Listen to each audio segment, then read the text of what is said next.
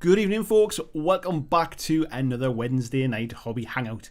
Hope everybody's well. Hope you've all had a decent week so far. And I hope you've had an uneventful week. Nothing too bad's happened. Let's have a look in the chat, see who we've got this evening. Mark Wright was in nice and early. Hello, Mark. We've got Peter Kuman. We've got Marcus, the Super Pumpkin Man. Says, yay, Dark Lord Cthulhu. We got Krabby in as well. Says, hope everyone's safe and well and feeling good today. I hope everyone is too, mate, yeah. Steve Smolders is in as well. Ortega's in. See you on the catch-up. Hello, Ortega in the catch-up. Chris Warden's in as well. Blizzards. I'm not even going to try and pronounce what Blizzards has just said there. Looks like he fell on his keyboard. Scott Latham's in as well. Brandon Wofford. Hello to you, mate. Thank you for joining the chat tonight. Phil Wilkinson. Hello, mate. Mark Coley is in as well. Saying hope everyone is... hope all's well. Hey up, gang. Scott's doing a bit more Malifaux Neverborn. Nice one. We've got Busey in as well. Good evening to you, mate. Hello, Christian. Steve's doing a bit of painting the Hulk for Marvel Crisis Protocol. Nice mini.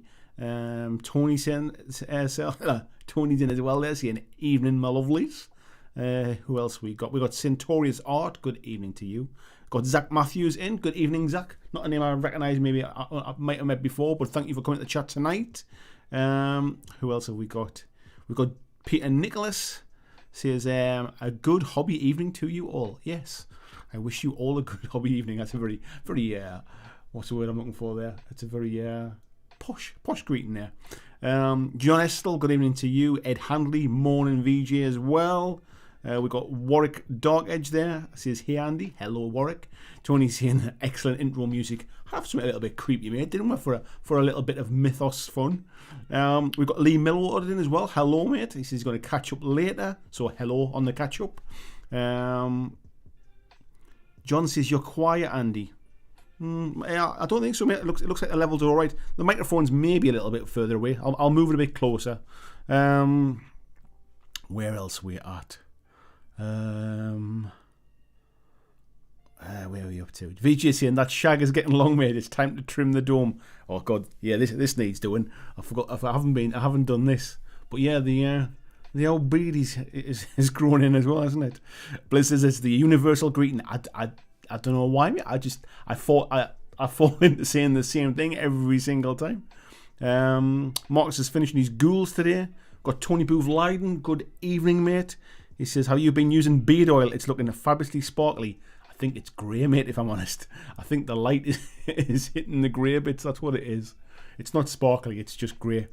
John says, Andy seems way quieter than the intro music. The levels on mine, mate, look fine.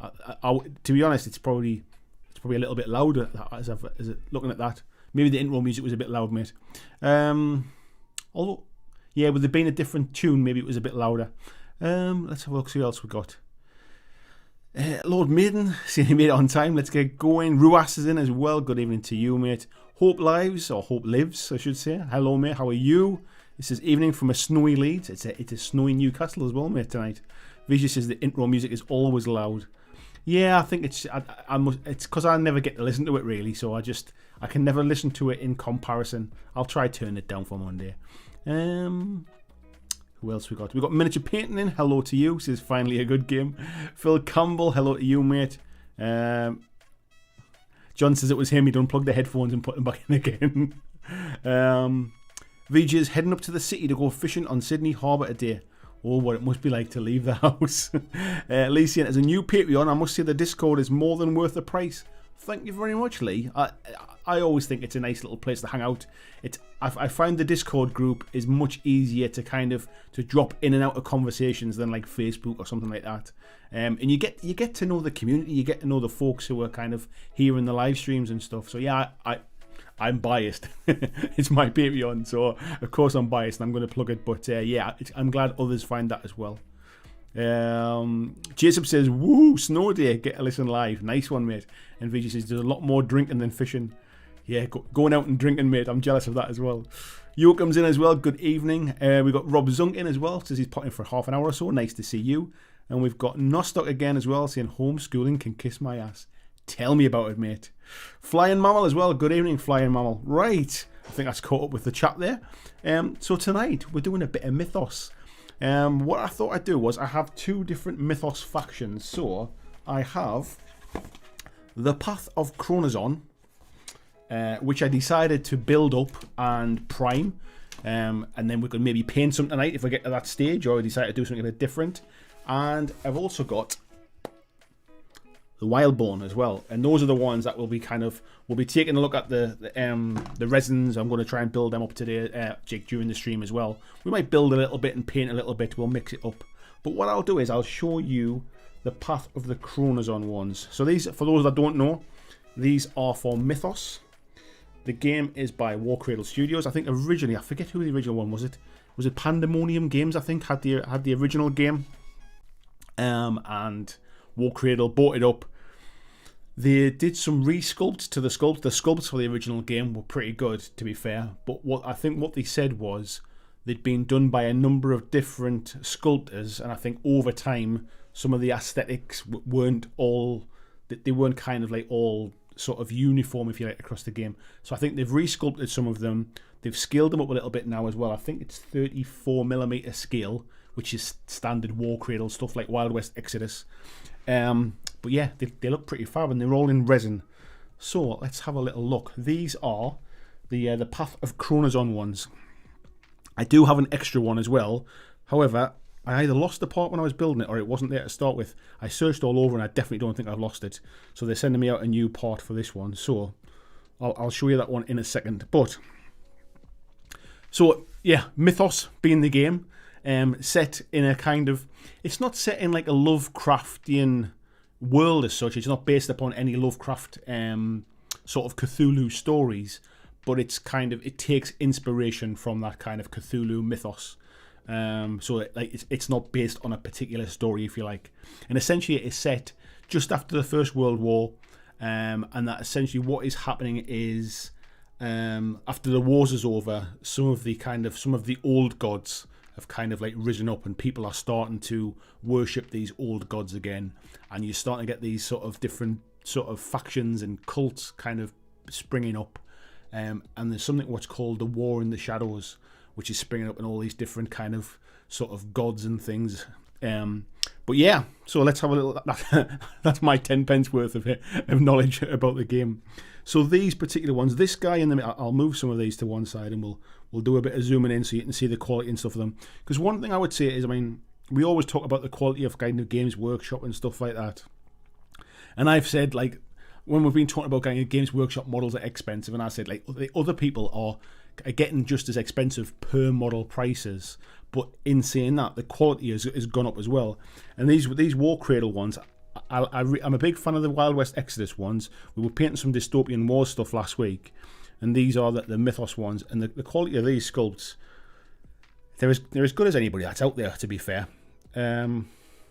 So this, if I can remember the guy's name, this is kind of like the leader model. This is Chester Barrowman, and he essentially is a very well-educated kind of public school type character who's basically spent his life sort of researching ancient civilizations, and over time he begins to find out about this Chronos, who's kind of like a bit of a devil type thing, and he becomes so enthralled in it that essentially this kind of devil starts to sort of take over his mind and sort of create a bit of insanity. And at some points, this devil, as you can see, kind of here at the background, sometimes it kind of like takes over his body. And that's obviously, as you can imagine, the rules for this particular character. The bases themselves I've just made, that's just kind of cork and sand and stuff like that. But the bases, you can see, these are the standard Warcradle kind of like trophy bases. But the quality of the sculpts, there's loads and loads of detail. As I said, these are all resin. I've just kind of zenithal primed them more just so you can see them on the stream, really. But yeah, there's loads of detail. I mean, the way this kind of like creatures, almost like venom, like a symbiote type thing, crawling up his back. Yeah, really, really nice. And then obviously this evil thing is Chronos, and so this is the model. I've got. I've basically got a claw missing here. Like I say, I'm pretty certain it was missing from the box when I was building it, so I contacted them and they're sending me one out. But I've primed the base, but I haven't primed the actual model here. So you can see this is just the bare resin, but yeah, not a very nice looking character to me down a dark alley, that's for sure. So that's the kind of like the main things, and then these are basically the followers. So what you've got is, if I can remember the names here, you've got John Talbot and Elizabeth Talbot, which are, this is John Talbot, and this one here is Elizabeth Talbot, and these are kind of like the cultists that follow the Chronos on and follow Chester Barrington. And they basically all wear these kind of masks as well. This is one of the reasons why I picked this faction, because I should say Warcradle sent me out a couple of factions here, and they recommended the Wildborn, said that they were really popular, and they said if you so just pick a couple. So I said, well, I'll take the Wildborn, and then I picked these because there wasn't a lot of skin to paint, because they were all wearing masks. So yeah, they've got like really nice detail to them. Let me move that one out of the way so you can see. There's loads of nice crisp bits to them. So that's one of them there. And then we've got this one here as well. And actually the way that they fit together, they've got some really nice like sort of like joins in the actual models themselves. So they fit together quite snug. And honestly, using this stuff I was talking about before, this Mythos glue and the what do you call these stuff? What's it called again? The activator. They went together like an absolute dream. I gave them a little wash after I'd finished gluing them together, and just to make sure, but they primed fine, no problem at all. So that's those two. We've then got, who's the other ones here? We've got Lydia Herron, which is this model, and she's kind of like almost in charge of like wrangling all of the cultists to come and join the cause, if you like. So this is her model. She's just standing on a head there as well. You just kind of see that there's a guy with a moustache there with a kind of severed head. I don't know whether it's meant to be a statue or if it's meant to be somebody's head. But yeah, that's that particular model there. And then you have Edward Carter and Jane Carter, who are another two of the cultists as well. And essentially for this game is, the original game didn't have any points values. You basically just kind of had a faction and that was it. But what Warcradle have done is they've made points values for the different factions now. However, there's one of these boxes available for each faction. So at the minute you buy this box, and that's what you kind of play. So from an entry point, buy the faction box that you like the look of, and that's it. Rules are free online. Stack cards are all free online. So one kind of faction box is all you need, really. So that's the Path of Chronos on. So we'll I'll just put it on one side, and we might start to paint some of them up tonight. We'll see how the building process goes, and let me start to pull these ones out. So I've clipped them all off the little sprues and stuff, because obviously the resin stuff comes on those little sort of the little resin blocks. So I've clipped them all off, and I've just put them into bags for each individual model. So we'll start building these stuff up, and then we'll crack on. Now this particular one, let me get where's the box for the Wildborn? So this is what the Wildborn look like. I don't know if I can zoom out far enough, really. This is what this faction looks like here. Let me just move that light a little bit. So the big guy there at the back is the one that we're about to build here, and this one is basically a kind of a creature called Cernos. And Wild is kind of like a mystical sort of forest kind of god. And the basic story is these two young girls are sisters, and they basically sacrifice their parents to the Wild. And these two snakes basically come and sort of like eat the sacrifices, and then basically do the bidding of these two sisters. I think these snakes are two brothers, and they basically sort of like link themselves to these two sisters. And then there's this kind of like centaur thing there as well. The kind of like the background lore and stuff is really, really interesting. I've been enjoying reading about it, actually. So these are the bits, nice chunky bits of resin. All of the building instructions are online, but these go together pretty all right.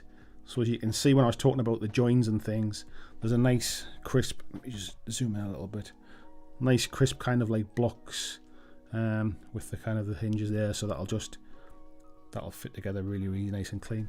So yeah, so we'll crack on and we'll get going. Who have we got in the chat here? Jason saying, been wanting to see more of this game. I've had a good read through the rules, mate, and what I would say is initial impressions, without rolling any dice or anything yet, just reading the rules, is it feels like quite like a simplified version of Malifaux is how I would probably describe it. It's a lot less complicated version of Malifaux, and it gives me those some kind of similar feels really of Malifaux. So for those that don't know about this activator, let me zoom out a little bit.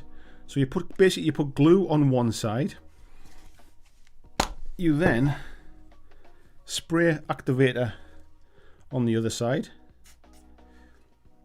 and then you put the two pieces together, and it bonds in about 5 or 6 seconds.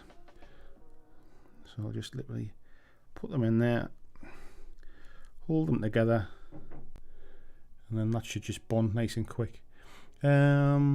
Stu McMurtryson as well says, evening all. Stu says those are lovely sculpts. Yeah, they're really, really crisp. I mean, I'll try zooming a little bit. You can see the detail and stuff on them. They're really, really nicely done. Oh, I've missed a little bit of flash there actually. Good job I zoomed in. There's a little bit of flash under the arm there. Let me just get my knife and clip that one off. Luke's in as well. Good evening, Luke. Says, I'm priming the rest of his Black Seas French fleet, so they'll be done and dusted before the Armada stuff arrives. Nice one, mate. I didn't realise you had much in the way of Black Seas. Very nice. Just clean off that little bit of flash there down the side. That's it. He says, I've always found the public school thing in the UK strange. Oh, sorry, Luke's saying there they have some cool looking stuff across the Mythos range. Yeah, there's some nice stuff, mate. Vijay says, I've always found the public school thing in the UK strange. Over there, the public schools are the exclusive ones. Yeah, the public school is like private school, if you like. They're the expensive ones, and basically state schools are the ones that are like state funded. So I think it's kind of like public schools are funded by the public, you pay for it yourself, and state schools are funded by the state. I think that's why they're kind of called different names, but we also call them private schools as well, to be fair. So yeah, bit of super glue, bit of activator,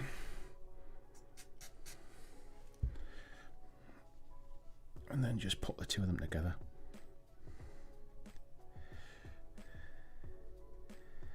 And that's gone off already there.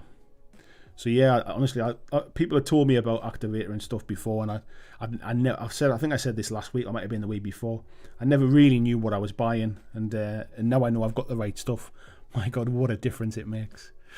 Vijay says, here in Australia, public schools are the government-funded ones, open to all. Private schools are exclusive paid ones. Yeah. John says, no eyes either. Yes, only the Chester Barrowman model's got any eyes to make, so I'm all right with that one. I can get away with doing one. So he has this rather large head here as well, so the bottom jaw just kind of fits in like that, and then the top one fits on the top here. So we'll put that bit in. Tony Howell saying, yeah, they're beautiful minis.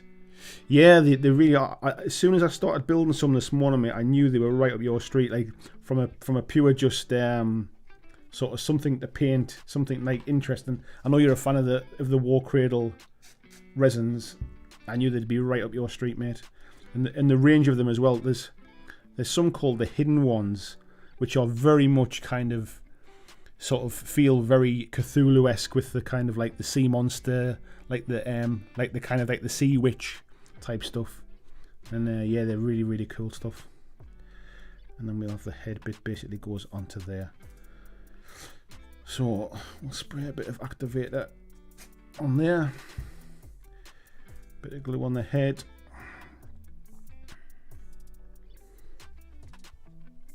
and then we'll put that into here.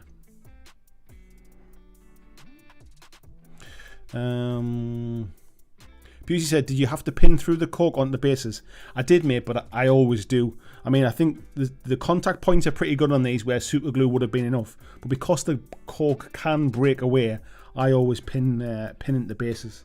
And I'll show you how I pin stuff later on. That it's not like I just use paper clips basically. I've got a little drill bit. I drill into the base, into the foot of the model, and put super glue a paper clip in, and then just kind of push them into the cork with a bit of super glue as well. So that's starting to come together there. I thought I'd found the claw off the other model there, but it's definitely off this one. Yeah, it's off that hand there.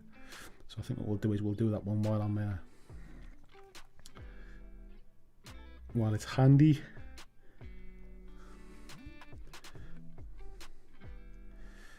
Right, just put one down while we spray a bit of this.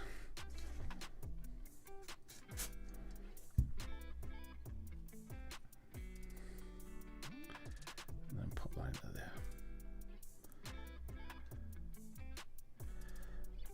there. Right, where are we up to? James Zorm, nice to see you, mate. Dave Mackay's in as well. Hello to you, sir.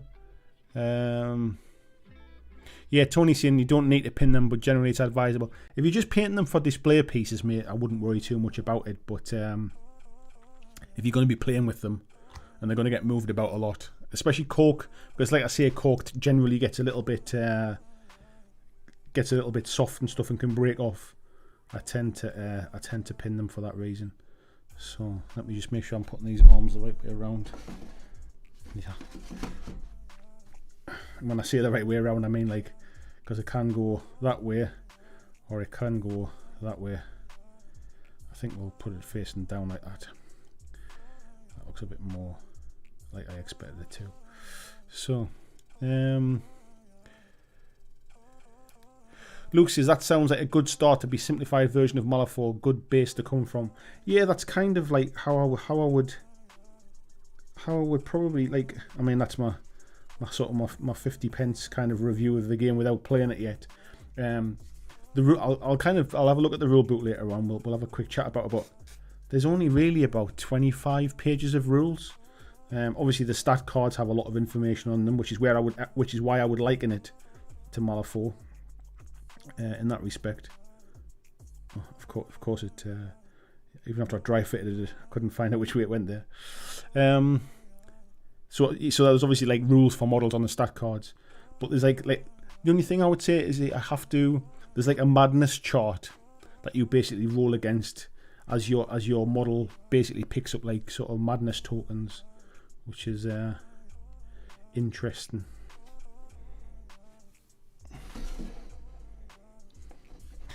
And then we've got the last one here to put on.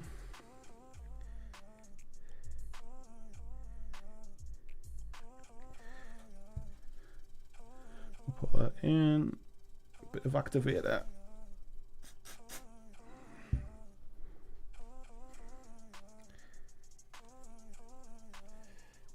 And that goes into there. So striding towards us.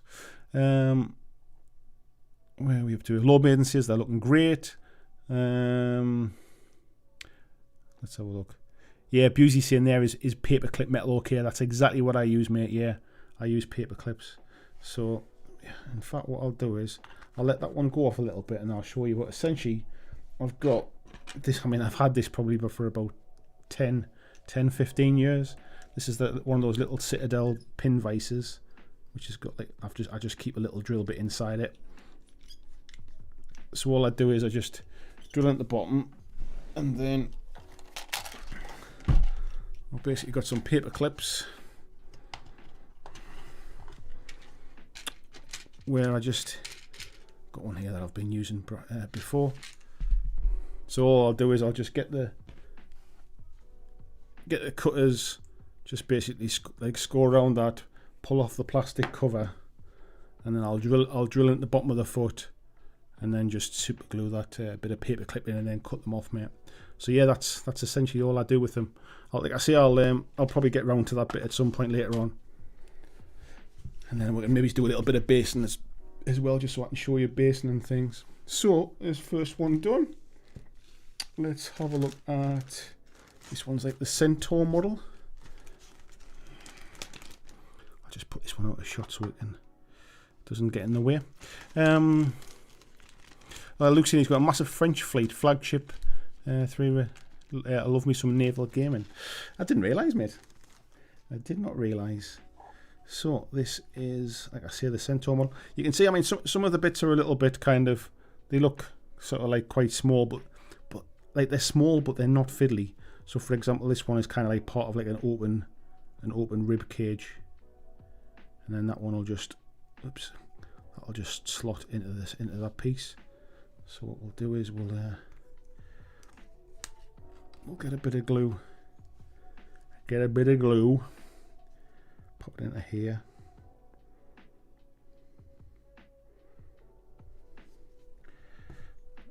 And then we'll get that little piece, get it lined up the right way around. And just slot it into there. And the reason I didn't put activator on is because I didn't want that to go off straight away while I was trying to get it in place. Because what you can do is, once it's in, you can then spray the whole thing with activator, and then that'll set that piece. And then we've got the legs here as well. Luke says, my old housemates have a British and US fleet between them. Ah, nice one. VG saying activator is the bomb, makes using the CA glue actually useful. I honestly, mate, I wish I'd discovered it earlier. I know everybody told me about it, but I feel like I struggled for years, especially with them like metal, what they called again, the Corvus Belly Minis for Infinity. I really wish I'd had the stuff then. Yeah, what a difference it makes. Oops. I'll just hold that in place.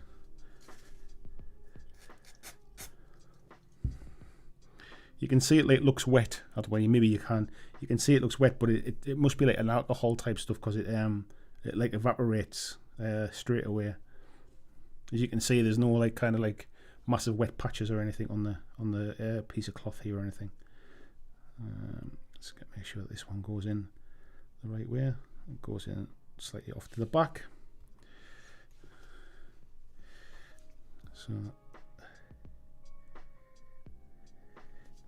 I definitely feel like I have to concentrate more when I'm building models on stream rather than painting on stream. It's weird that. That's it. Get that into there. Who else we got here? Luke's saying, hoping the airbrush doesn't wear the kids up. Marcus is saying, this is the same as in the States. Public schools are government funded, and anyone can go to private school. You have to pay to attend. Most likely have to wear uniforms. We have to wear uniforms at normal schools here as well, mate, to be fair. Peter says, neat models, but after a gazillion skirmish games, I'm ready for a big army game. Not a lot of new stuff coming out for big games lately. Yeah, I suppose it's because people are not really playing them, mate, at the minute. That's one of the failings, I suppose, at the minute.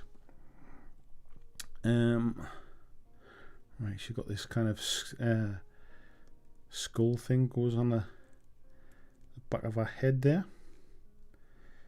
Just get that lined up. Yeah, that's where that goes.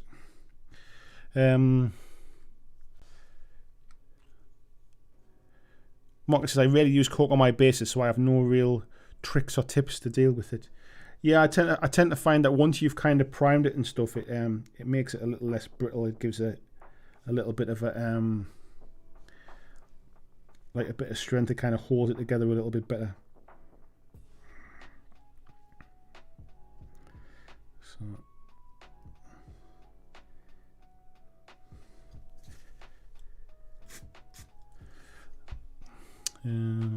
just get that over there. Fiji says 40 minutes and have to go drop the little guy for daycare. No point pulling the paints out for now. I'll just be hitting my groove when it's time to pack up. Yeah, just hang out, mate. Just chill with the crew. Luke says, it's been so long since I had to pin anything, even just a base. It's a good tool to have in your arsenal and used to be essential knowledge back when almost everything was metal. Yeah, I mean, the only reason I've got it is because I think I bought like many years ago, I got like a GW toolkit, which had, I mean, to be fair, I'm still using everything. So it had this sort of hobby knife in. It had, oh, if I can reach it, it had this razor saw in as well, which I still use now as well. I mean, I think it had a load of have I got the files here as well? These little files as well. I had a full set of files in. I still use them all now, to be fair. They've not like, so for all people say like GW stuff can be expensive, like that kind of like the tool stuff, I'm sure it probably is compared to other places, but I've certainly got my money's worth out of it over the years.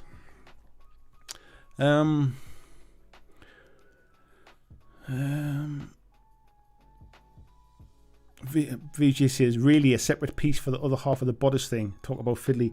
I think it's basically just because, mate, if I zoom in, you'll be able to see why. It's because it's like kind of like the rib cage is open, so it's just, it would be difficult to get the detail if it was all one piece, I think, like because of the depth of it. So yeah, they've just put the other half into it there. That's the reason why. Right. I wouldn't say it was fiddly. I mean, it's big enough to deal with. It's not like it's not like some of the stuff. I always kind of go back and reference the fact that the cigar on the Goliath's mouth for Necromunda was a separate part.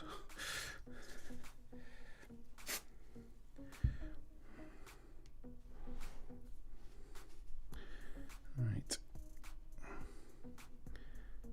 And then we've got this arm to go on. So you can see the, let me zoom in again a little bit. The socket joints are pretty good on these. So they're nice and clear. So when they go on, they just fit in really nice.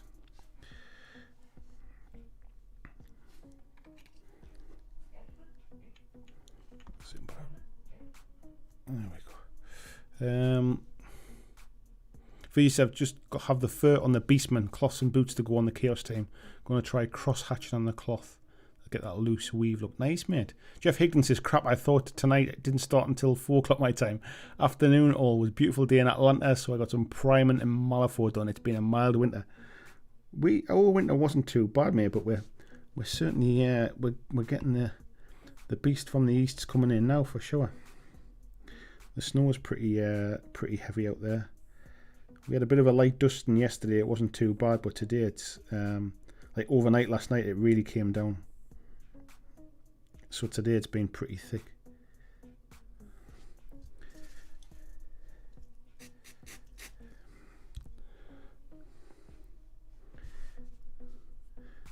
And then we've basically got this arm to go in as well. I'll get this right because there's 2 different size pieces on this. That goes that way around. All right. Yeah, that's right. VGC, I think I'll set some time aside over the weekend and fingers crossed I'll finish them. Going to have to varnish in 2 stages. I want to do the horns and metal in gloss and everything else in ultra matte. Would you not just gloss it at the end, mate? Oh, I suppose if you want everything ultra matte. Sorry, I forgot you'd said that bit. So you're gonna basically do everything matte and then gloss varnish at the end, I suppose, just by brush. Oops. Get that bit of stick. This is where I need to try and get it to stay there long enough so I can just spray some of the activator on it.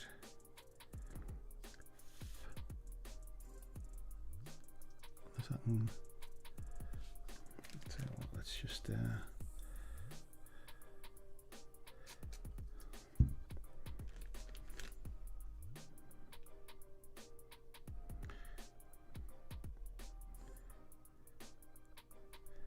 that's the difference, folks. Where else are we up to here? Lord Bain said, I tend to use milliput for my bases. I feel like super gluing them down keeps them on there, and if they broke off I can tell where they went. I used to use kind of like milliput and green stuff and that on the bases, but to be honest, these days, mate, I just find it's more hassle than it's worth. I mean, it just, if you're using milliput, you kind of get a little bit sort of pushed into doing one kind of base, and that's all. Maladjusted Quest, hello there. So have you run auto paints through your airbrush? There's some sick colours that would work good for like dragon scales. My daughter wants to try. I haven't, mate. Welcome to the chat, by the way. I haven't used auto paints, but there's some really nice kind of like colour shift paints and stuff that you can get, and they work really well. And you can also get like if you start with a silver base and then like put some like this paints like this one, which is called like Tamiya Clear.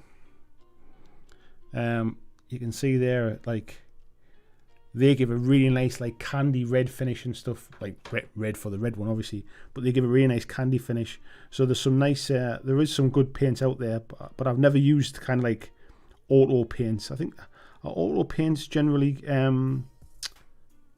not acrylic, are they?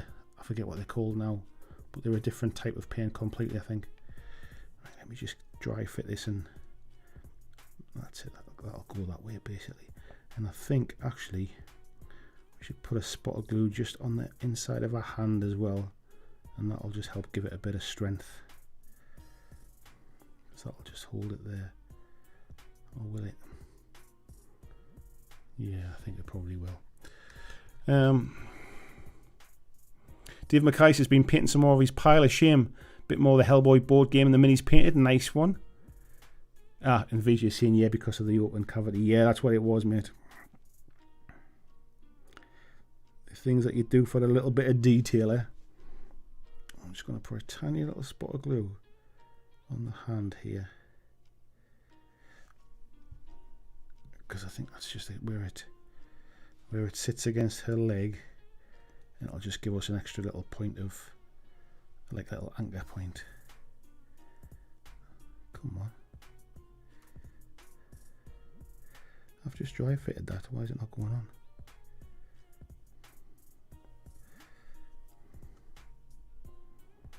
There we go.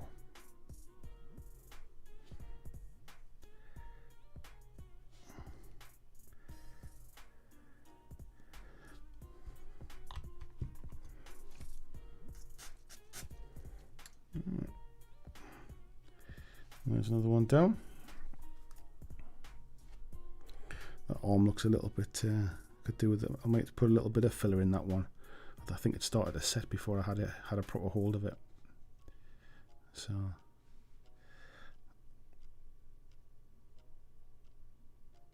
yeah, we'll put a bit of filler into that one, I think.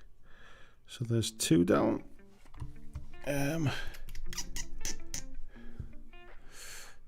Steve says, compared to Marvel Crisis Protocol, those bits to glue are just fine in size and amount.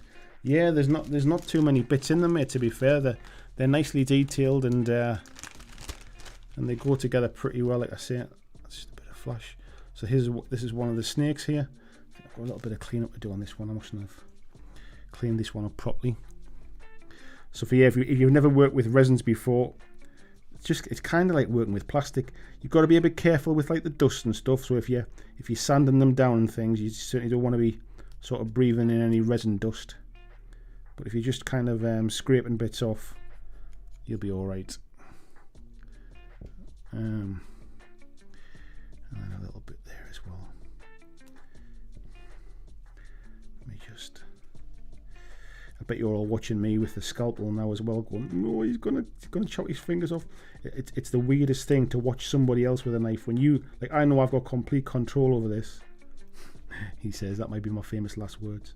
Like, I know I've got control over it, but when you're watching somebody else doing it, it's a scary thing to watch. Let me just get my little brush here and there, clean that up a little bit.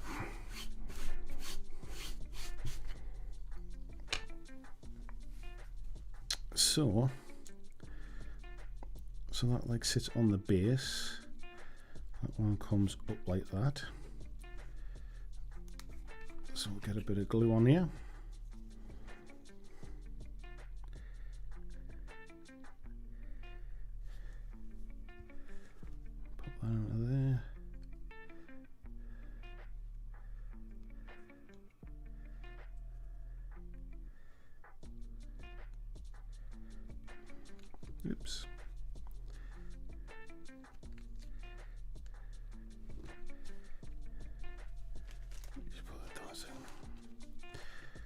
Sorry, I'm going quiet, folks. Just want to concentrate on this little bit here. Let's have a little look and see who else we got. Busey says, when you finish building these, you can build as a snowman. No worries, mate. Ed saying, Star-Lord for Marvel Crisis Protocol is a 4-piece head.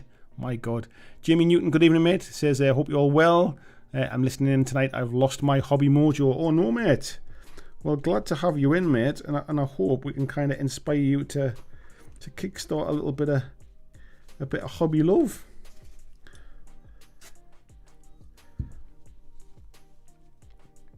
What's sitting on your table waiting for some paint, mate?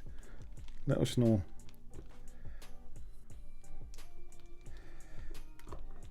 Come on. That's it.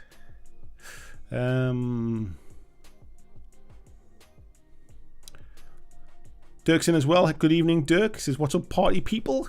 Just here to say hi. He's right back to bed. Take care, mate. Scroll down here. Busey saying, how much was the glue set? I think it was about £8 or something like that, mate. But there's stacks of glue in it. I mean, it's how much is in this? There's 50 grams of glue in it versus, I can't even see my other super glue from here. But yeah, it's going to last me a while, that's for sure. I think that probably needs a little bit of filler. I've probably nicked that a little bit when I've been cleaning it up, so we'll put a bit of filler in that when I'm done. And then this the snake's head, actually it's quite nice how this one fits on. This bit actually goes, that just sits into that slot there on the bottom like that, and that basically just slots, oh sorry, that's it, that one slots into the top, and that one just fits onto the bottom like that. But I think we'll put the top one on first because it looks like that'll help it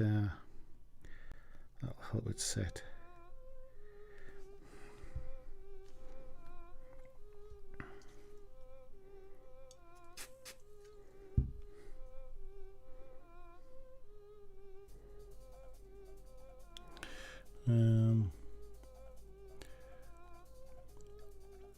Where are we up to here? Hope lives as I end up rebasing when I find better techniques as I want them all to match. I try to get something going well, grassy and dungeon terrain. Yeah, I've given up trying to get them to match tables and stuff like that. I've played on too many different tables over the years to worry about trying to do that. I end up just kind of have a bit of a theme. Just have a bit of a theme for them, really. That seems a bit more important now. I see a lot of people going with the clear bases now as well, like the acrylic clear bases. But I actually quite like the base, and I always feel that until you've based the model, it looks kind of unfinished.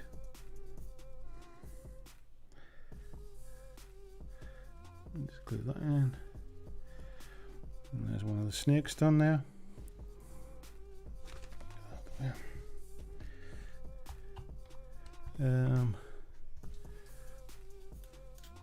Majestic Quest says, thank you for the welcome thing.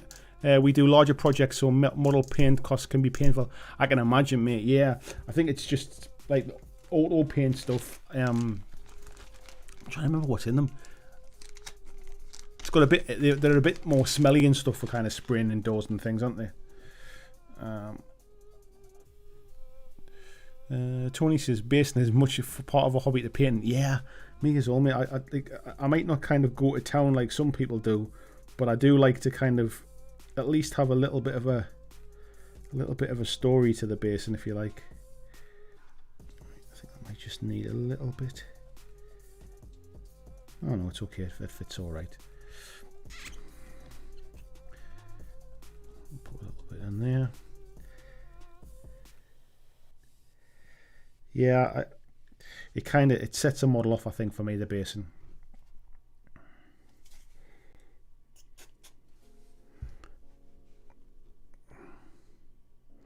So this is one of the two sisters here. If I can remember their names. I think their names are on the back of the box here. It's Mercy Good and Dorothy Good. I think Mercy is the older of the two, and Dorothy's the kind of like the more.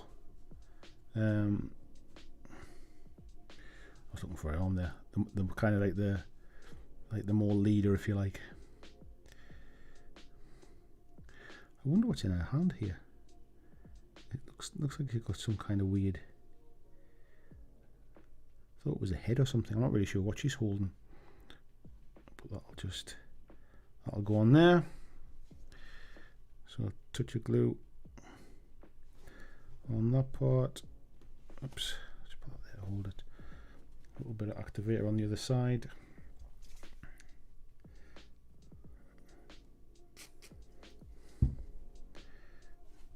And then we'll pop that into here. Just hold that, it goes off. Where were we up to here? Simon Tuckley's in as well. Hello, mate. Andrew Fairbanks is in as well. Says, don't worry, I'm here. He's driving, so silent but watching. Good stuff, mate. Peter says, I'm having my third mug of tea in the mug he sent me, which arrived today, so I'm treating myself to a caramel wafer as well. I do love a caramel wafer, mate. Yeah, all the Patreon mugs are starting to turn up now, so for those that pledge at $10 or more per month, after you've been a Patreon for 6 months, you get an exclusive mug, and then every 6 months after that you get another mug, and it's kind of like, if anybody's familiar with like the NatWest Bank things where you collect the full set, each mug is different. So the 6-month mug is the same for everybody, and then the 12-month mug is the same for everybody, but it's different, so you'll have a keep going and get the full collection.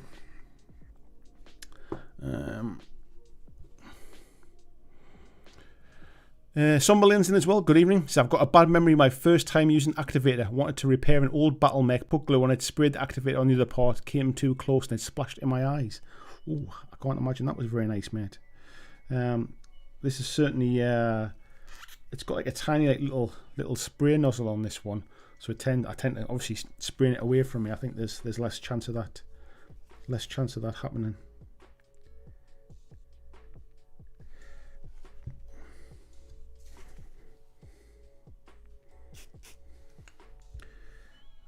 These two bits put together, but as you can see, folks, I mean the fit on them is pretty decent. There's no real issues with getting these models together, that's for sure. They fit pretty nice, and this one like that.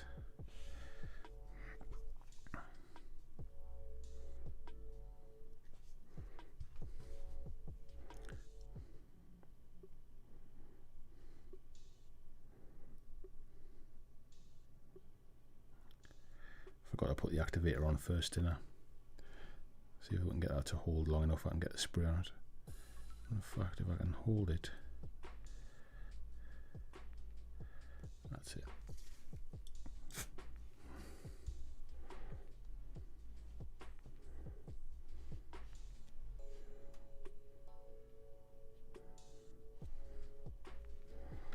And then we've got the lower jaws to go on as well.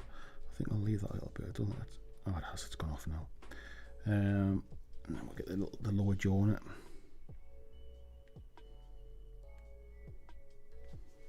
A little bit of activator on that one.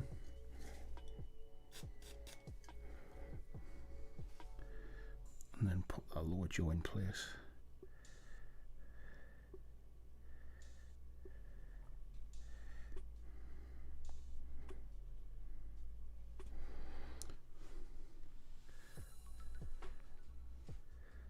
Like that as well. It's got like the kind of like a big, like a split in the skin, like a scar across it as well. So there's, I think if I remember right, I think on the base that she's on, I think she actually stands inside. Is that right? Let's have a quick look on this model.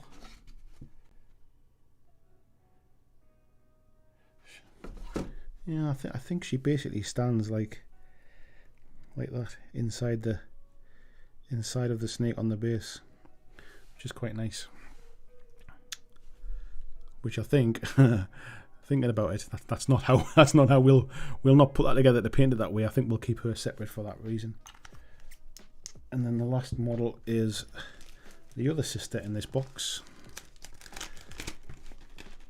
and the bits for her as well.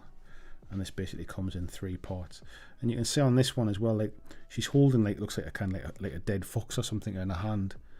So the model's actually like the back of the legs kind of shaped in here as well. So when the arm goes on, it fits at the top, but it also fits at the bottom as well. So it's got a nice solid. It's got a nice solid kind of point to hold on to there.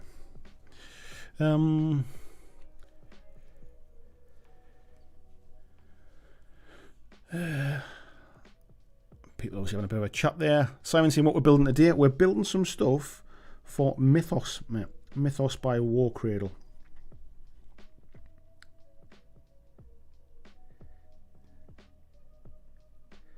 Let's put a bit there. So for those that missed at the start, I kind of showed off a crew that I'd already built up. I'll show you those again once I've finished building these ones, just while we're waiting for them to kind of settle down and stuff. But I think just get a bit of activator on that, and then we've got the last arm to go on there as well. It's just about getting the angle right, really. So it's kind of pointing away from her there.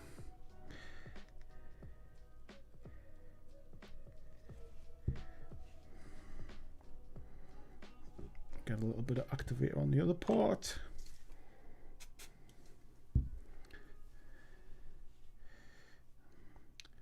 And then I think we'll kind of call that job done.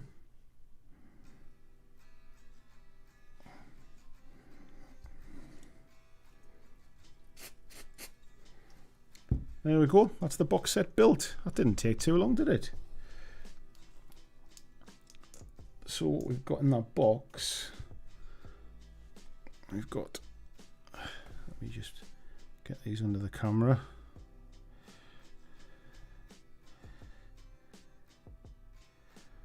Of course that one's not going to stand, is it? Oh, it is.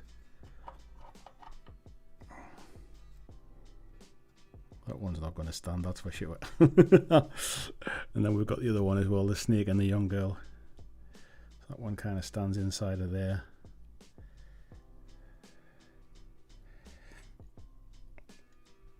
Like that. And then we've got these guys as well.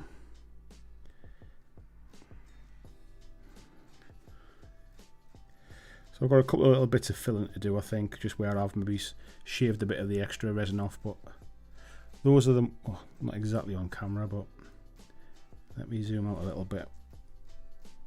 There you go, and you get to see them. So that's what's in the Wildborn box. So I'm not going to pin them all, but I will very briefly just show you how I kind of pin one, just for anybody that's never pinned models before. These are the bases that come with them. You can see they're kind of like those trophy type bases. There's a few different sizes. I'm assuming that's for that one. I'm assuming that. I'll have to double check. It could be for that one, or it could be for that one. Does that one fit on there, do we think? I think it probably fits on there. That one on there, that one on there, and probably that one on there, I would imagine. But we'll move them to one side. So yeah, pinning. Let me just get the brush and I'll just clean up the bits of resin there. So we've got a nice clean background. So all I normally do, this one's got nice kind of chunky feet on it. So let me just zoom in a little bit.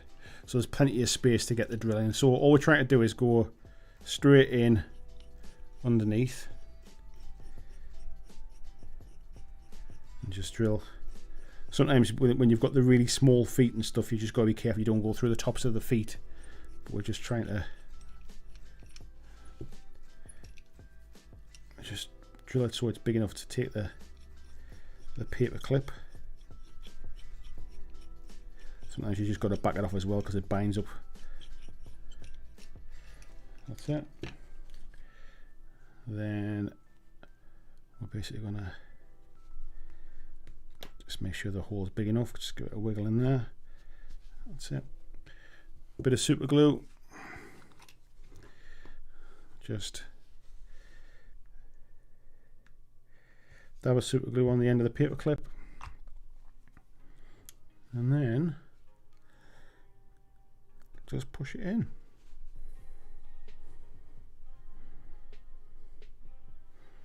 And then what you can do is you can just cut that to the length that you want it. Obviously my cork basin is going to not be any sort of bigger than that, so cut that off, and then that will just go straight down into the cork base. Simple as that. So yeah, these are just paper clips. I think these might be slightly bigger paper clips because I got them because of the size of my drill bit, that was all. So let's just put the top on the glue there. I'll drop this stuff into this box as well, so we'll let it all dry off.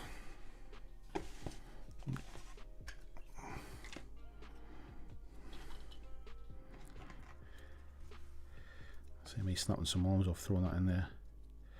Oops. And I'll get rid of these bases. Right, so that's what building done for tonight. I didn't expect it to fly through that quite so quick. So it's a good job I prepped some minis for painting, isn't it?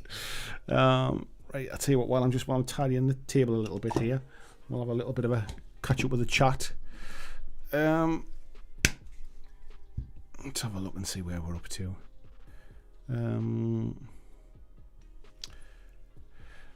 Christian sharing the link there as well for the merch. Thank you very much, mate. VG says, I think I've had a hobby revelation. Basing is my most hated part of the hobby. It can make or break a model, but I suck as it, and I've painted a mini. The last thing I want to do is faff about.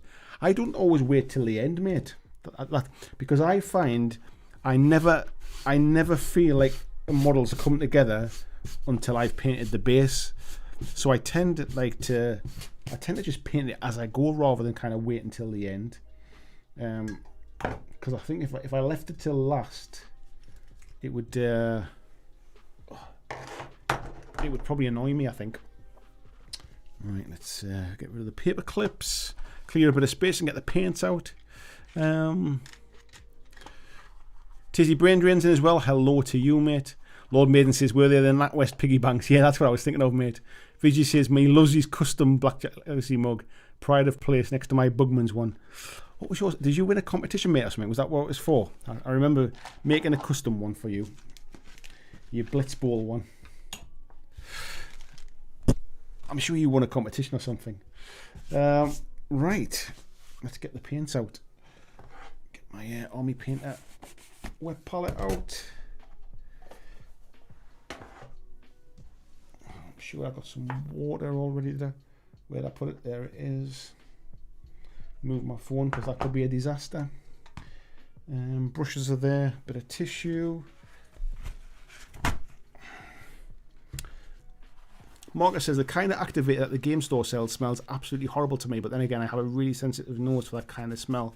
This has got a faint smell at first, but it seems to like evaporate like almost as quickly as it comes, but it's certainly not like a horrible smell or anything like that. It's not to the point where I like sort of wouldn't want to be using it indoors, if you like. Alright, let's get some.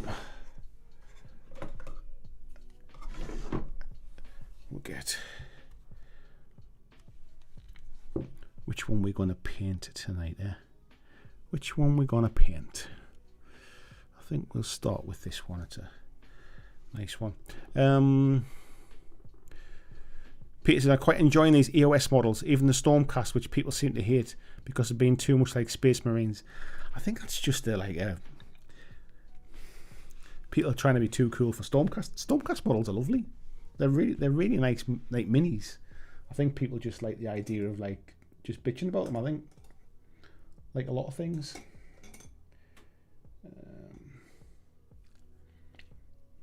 Right. Let's flick over here.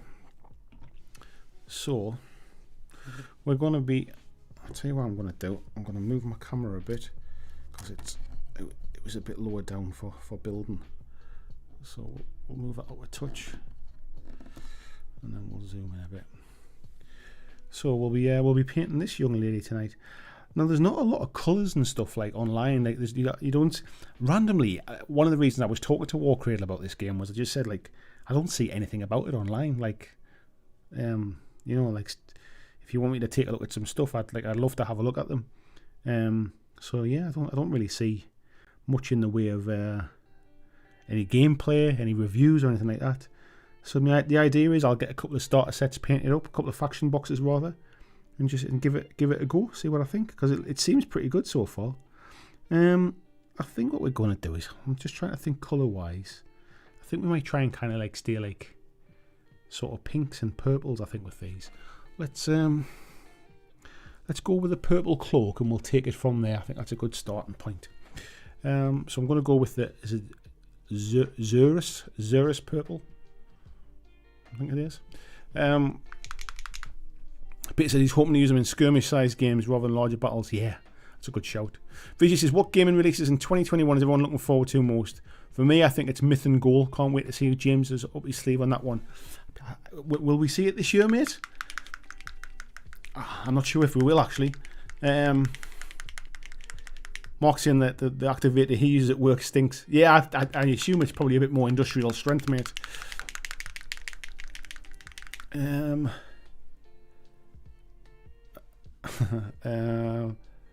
Says concave base lips. You don't see that often on mini bases. They've got even got little spots for magnets as well, mate. Quite nice. Let me scroll down a bit as well. Where are we up to? VG, anyone else on the chat window not updating properly in live chat mode? It did seem to slow down a little bit, mate. What else we got? Tabletop Minions, good evening, Uncle Adam. How are you doing? Says these are good looking models. I'm hoping to pick a few groups up myself. They're really, really nice quality, mate. I mean, obviously, I don't know whether you saw us building them there, but these are the ones that we've got. I've primed, ready to go for tonight. This is the kind of the leader model for this. So these are called the Path of Chronos. There's some really, really nice sculpts in them, and they're just a bit different. They're not stuff that I would say I've like. So you don't really see them very often. This kind of more like kind of horror aesthetic type thing. There's some really kind of creepy models in the range. There's one, I think they're called the Hidden Ones. They've got like this giant crab. It's really creepy. Good evening, by the way. Welcome to the chat. Steve says I just left and re-entered. Phil says he made that snowman yet. My little boy made a snowman before he while I was setting up the live stream. He was out in the garden building a snowman. Does that count? I'm not going to break into singing songs from Frozen, by the way. Right, let's get a little bit of thinner from my paint rack here. Busey saying, hold on, you haven't built a snowman yet outside. Jamie says, so much snow here, I skipped the snowman and went for a fort instead. It's been a lot heavier overnight last night. My little boy's a little bit sad actually because he built the snowman, and then he was sad that it wouldn't always be there. Like it was like, oh, like it's gonna, when the snow melts, it's gonna disappear. So yeah, he was a bit sad after he'd built his snowman. What else are we up to here? Let me scroll down a touch. Lord Maiden says I should have this whole piggy bank family. They were given to my mum when I was very young. Yeah, I remember those NatWest peas. And that's kind of like where the idea of having like a different mug for every little 6-month band kind of came in. Right, I think what we'll do is we'll try and go with the main kind of cloak and stuff, and we'll probably this scarf around the neck, and then we'll probably highlight them sort of certain areas back up at a later point. But we'll start with any of the cloth type stuff and work back up from that point. I just want to try and get, because I've literally not really thought through what I want to do with the whole paint scheme at the moment. I'm just trying to sort of wing it really.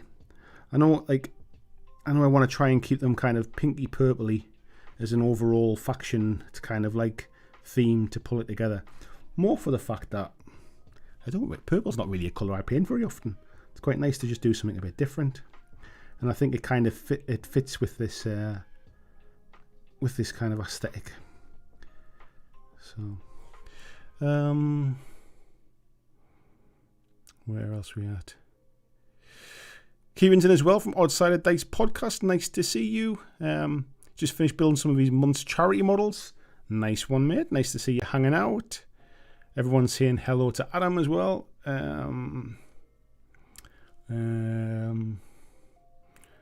are we up to? Everyone says, is that Uncle Adam? It is. I very much appreciate you dropping by. A big fan of your work and a big inspiration to kind of me doing my stuff. So thank you very much. It's an honour to have you in. Let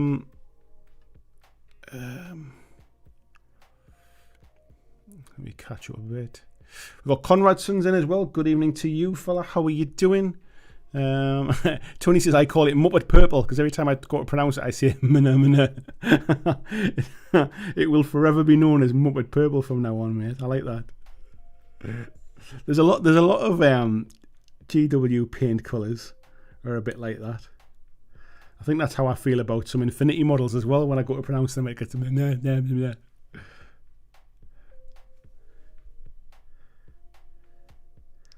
Well, yeah, we'll get a bit of the Muppet Purple on here, eh?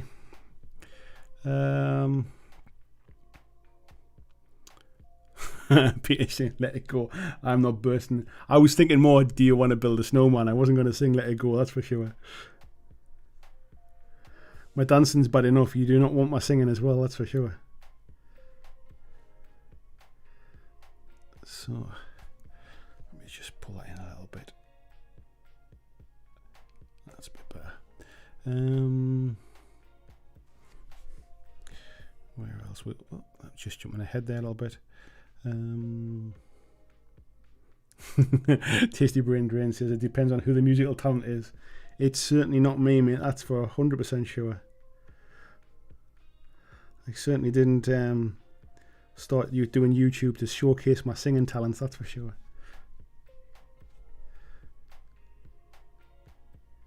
Right. So we're getting in with a bit of this Muppets Purple. Just trying to get some colour in it. I tend to find like with the thing is with these kind of models, and I find this a lot with skirmish games, is you kind of have to have an overall sort of theme in mind, but it's not like you can kind of paint a test model, because like if you're painting Marines, for example, it's dead easy just to paint a Marine up and say, yep, that's the theme I want. Everything's going to be painted like that. You can almost write yourself a recipe and follow that. But with skirmish games, especially when they're not like this is not like a faction that's got like a uniform or anything like that. They're not soldiers. They're not guards or anything like that. They're just kind of cultists with a similar feel to them. So it's a bit harder to. It's a bit harder to kind of to come up with a test scheme, if you like. So I'm almost just kind of coming up with a test scheme on the fly here while we're sitting. I'll tell you what, I am going to change that brush. That tip is not coming to a point very good. Let's change that brush for something a bit more fun. It's a bit small. Where's my size 2? There it is. Luke says his wife's not happy with the airbrush despite the kids being sound asleep. Yes, mate. Luke says I like those bases and love the pose on that mini. It's a really dynamic pose, isn't it? It's really really nice, mate. That was why I thought I had to do something with the bases. It wasn't like sometimes I would do something pretty simple and just let the mini kind of like take center stage. But when it's like that, I felt like it had to have like some kind of base to be like sort of almost running across or leaping from. So yeah, I thought it justified a bit more effort on my behalf. Vigi says, great power company doing work. Have to go mobile. Great power company doing work. I'm sure that was in the middle of a different conversation. Zach says, my Mantic Armada starter set turned up last week with my Dwarf starter. Can't wait to start assembling and painting them. Yeah, they're another set of stuff, mate, with really nice, crisp resin models. Kirsten, who works for Mantic in the resin room, quite often pops into our Wednesday night streams in here as well, and she does a fab job of casting those resin ships. So yeah, they're particularly nice. Try and get in the corners here. It's a bit of a fiddly one, that bit. I might have to try and get a longer brush into there, I think. Bloggy saying, just want to pop in and say hi, see what's going on. Crazy work week, so no hobbying. Yeah, just chill, mate. Just have a nice chill night. Put your feet up. Sometimes it's nice just to kick back. Likewise, it's nice to do a little bit of hobby, like, you know, that kind of like little and often, you know, that keeps you motivated, especially in the current climate. Sometimes, like, it's nice to have a break from it as well. It's nice to have a day off. It's nice to have a kick back and relax. You don't have to you don't have to burn yourself out. Right, let's get some. See if we can get into these a little bit. These finer parts around the neck here. So it looks like it kind of comes over to her neck. Another thing as well is because, like, even the Warcradle website doesn't have any painted versions of these minis. So it's not even like you can see, oh, I'm going to follow the box art or anything like that, because like the box art is like sort of is that like that's what's on the box. So it's not even like you can say, oh well, I'll just follow the studio scheme or anything like that. So I just got to kind of wing it really, and I'll find a way. The only thing I would say is it also makes it difficult to exactly see what things are, like how much of this is like cloth across the top of our chest, and how much of it is like bare skin, or is there any bare skin at all? Is it all cloth? It's quite hard to tell really. So you just got to kind of wing it and hope for the best. I'll get to these bits.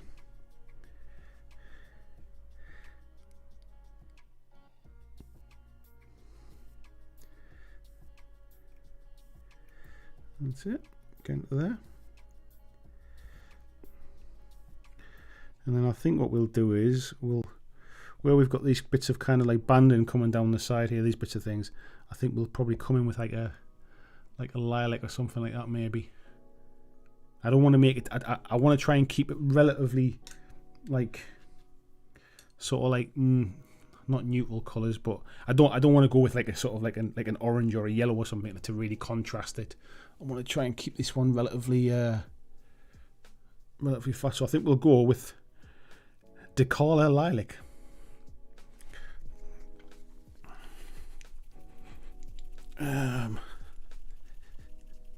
Sundered Sykes says, I feel like bumping into Uncle Adam here as a kid to bumping into your mate down the pub after seeing you were staying for the night. Chris says, if there's a resin room, is there a painting parlour? I think the majority of the painted stuff, mate, goes out to Angel Heraldes these days. They don't have an in-house painter anymore, I don't think. I think they used to have like a studio painter, but I think if I remember right, when I was talking to Mantic about it, what they said was that essentially when they factored in paying somebody a full-time wage for the whole year versus actually just paying somebody like a painting studio for individual like jobs through the year, the cost kind of almost evened itself out.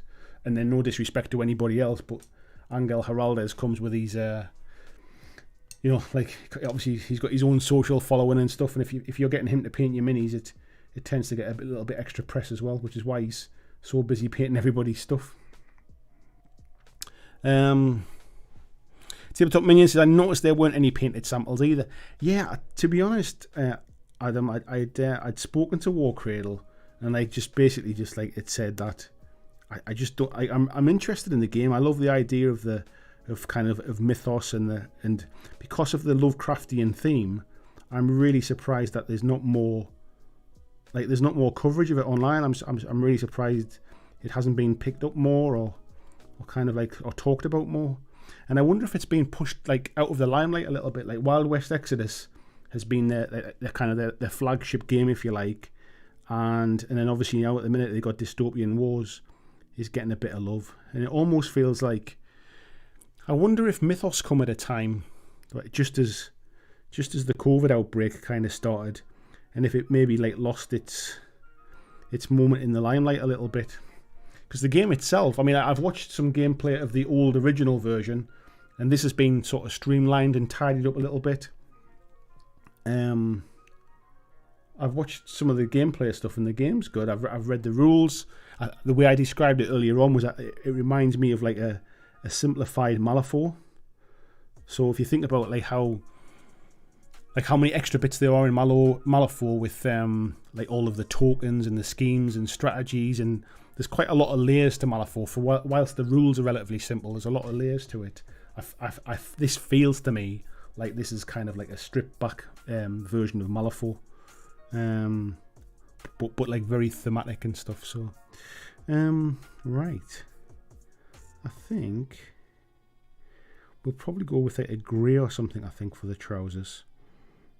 That probably feels like a good fit. So let's go with, I think we'll go with Eshin Grey for this one. I'm showing these to the cameras, so tomorrow I can come back and remember what colour paints I used. Kev says, freeing to not have box art to influence you. Maybe, mate, but it's nice to have some inspiration. It's nice to have even if just to see what every little part is, because the models are very detailed, but it's not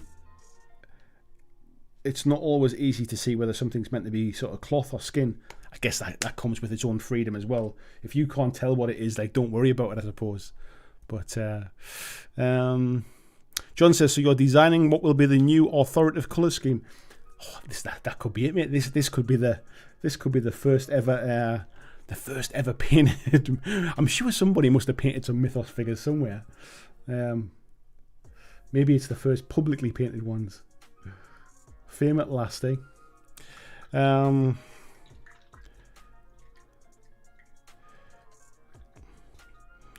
Lord Technopan says, evening from northeast Derbyshire. Is that where you are, mate? I didn't realise that's where you were. Christian saying, the demon would look good painted in magenta and grey. Yeah, I feel like the kind of the demon model, I feel like it needs some kind of like ethereal, like maybe like purple, as if it's kind of glowing from the inside, and maybe a dry brush with the grey over the top to try and like set it off. Might find that way. Tabletop Minion says, I found out about the game at Gamma Expo in Reno in early 2020, just before COVID. That could have hurt you, right? Yeah, I honestly wonder. I feel like as if they probably had some kind of plans to push the game a little bit, because prior to that they were showing they had some really nice kind of marketing sort of YouTube videos which were like showing off the renders for the different factions. They were really well produced and really well made. But then it just seemed to go really quiet. Like they didn't really talk about it so much. But I do know that Warcradle were closed down for quite a big chunk of time when the lockdowns in the UK and stuff like really kicked in. I think they were out of the office for a big chunk of time, which has pushed a lot of their releases back. I think like Firestorm Armada has been pushed back a little bit, and not Wild West Exodus, Lost World Exodus, I think has been pushed back a little bit as well. So I think Dystopian Wars coming out, they may be trying to just get back to the original plan, and unfortunately it looks like Mythos has maybe taken a little bit of a kicking through it. No doubt it'll come back at some point, but it doesn't make it a bad game. It doesn't make it bad miniatures. The sculpts are beautiful. Like I say, that the gameplay looks relatively straightforward. It's not a really big thick rule book. If I kind of show, you can kind of see the size of the rule book here. Let me just zoom out a little bit. So the rule book here, this comes in the Gubbins set. Although, like I said before, the rules are all free online. So there's a little short story at the start, There's a glossary of terms. There's stuff about the character cards, and then basically in the rules, and then you've got, so the rules really go up to about page 22 from page 5, and then you've got a little bit about like kind of deployments, different like scenarios and things, which take you up to page 31, I think it is, and then you're into sort of background about the different factions and stuff. So you're probably talking the best part of, what's that, like 20 pages of rules or something like that, which is pretty much nothing these days for a skirmish set of rules.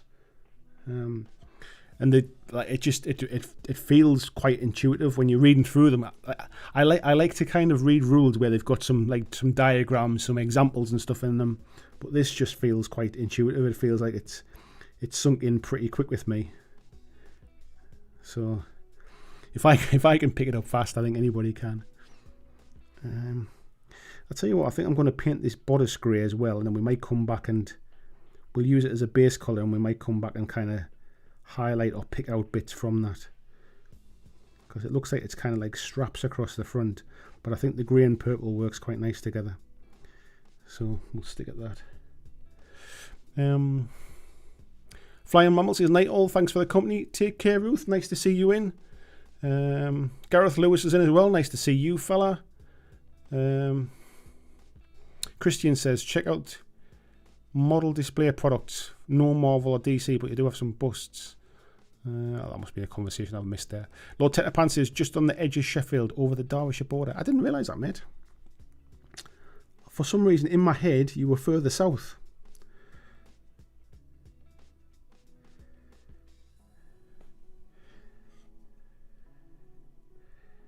Right, let's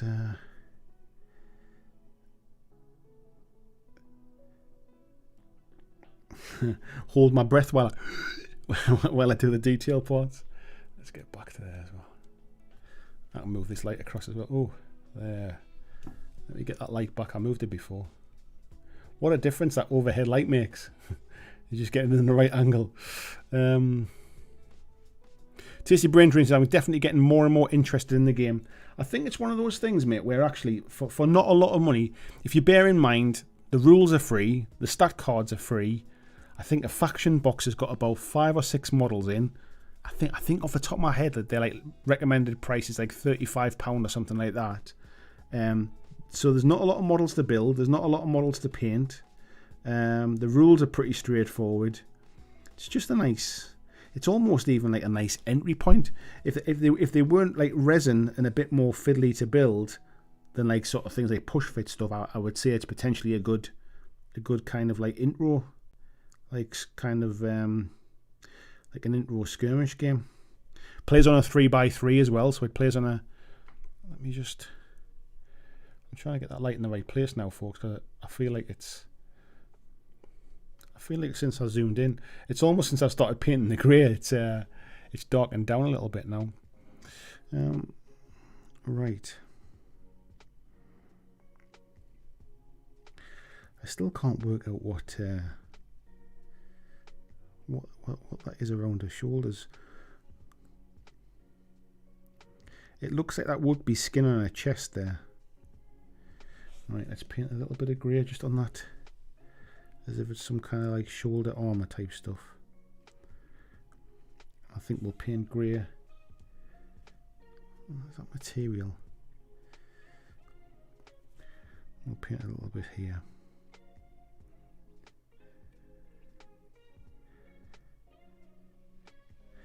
And then I think we'll come in with a skin tone across there and lighten that up.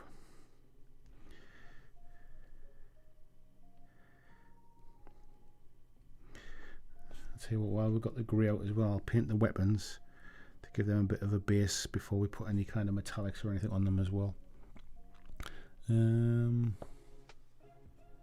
Steve Evans, good evening, mate. He's just finished watching the footy, so I thought I'd pop in for a while.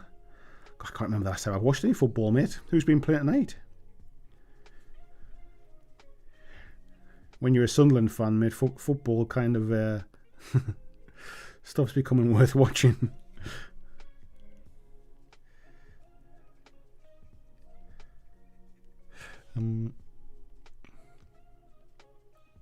Tasty Brain Drain saying £35 will be almost $50. That's not bad.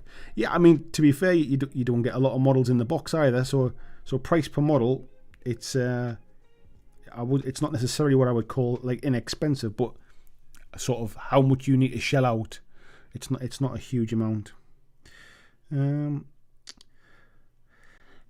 Right. I really am winging it here, folks. I'm trying to like, kind of work out what's what.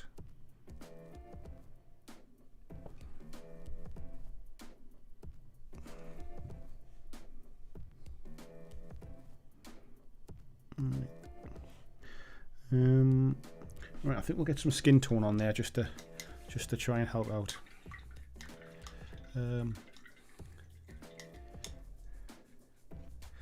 Right, I think we'll go with a Kislev flesh, because I think I might run a little bit of contrast over the top of it. Marcus, I think Mythos made a not Cthulhu monster, they would get a little more attention, but they directly sell out to the Lovecraft fans. But they are directly sell out. Let me read that again. I think if Mythos made a not Cthulhu monster, they would get a little more attention, but then they are directly sell out to the Lovecraft fans. What do you think? It's not based on Lovecraft, it's almost inspired by Lovecraft, so it has that kind of feel and the idea of madness and kind of like how going insane is like caused by these creatures and stuff, but it's not based upon any specific kind of like Lovecraft story, if you like. So I guess it's their own, it's their homage, I suppose. It's their own sort of world. It'll be interesting to see what happens in the future and where it goes, but I guess unless it gets picked up and stuff, unless it gets its chance to kind of actually sort of build an audience, I don't think there's a huge amount of folks in their like in the official Facebook page. If you do go and join the Facebook page, folks, after watching this tonight, please like let them know where you kind of found out about the game. It certainly helps me out as well. But right, well, trying to find some bits to paint here now. Let's get a little bit of skin on here.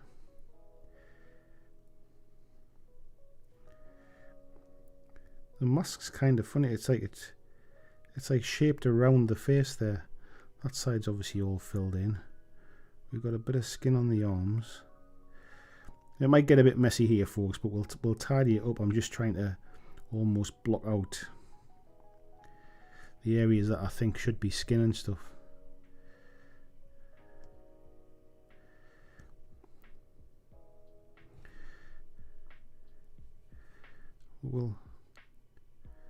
We'll find it as we go. She looks like she's got some kind of like glove on the back of her hand there. I don't think that's skin. She'll have fingers coming through though.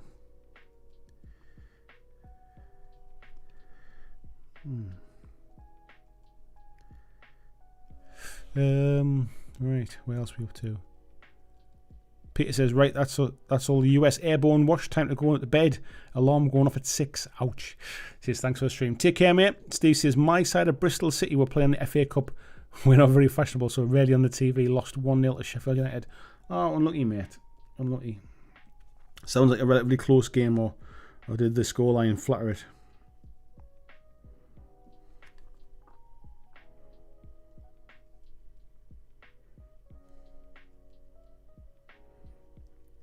I feel like that's skin in there. Yeah, that's the only thing about not having like a studio paint job to kind of follow, or to at least kind of to take inspiration from.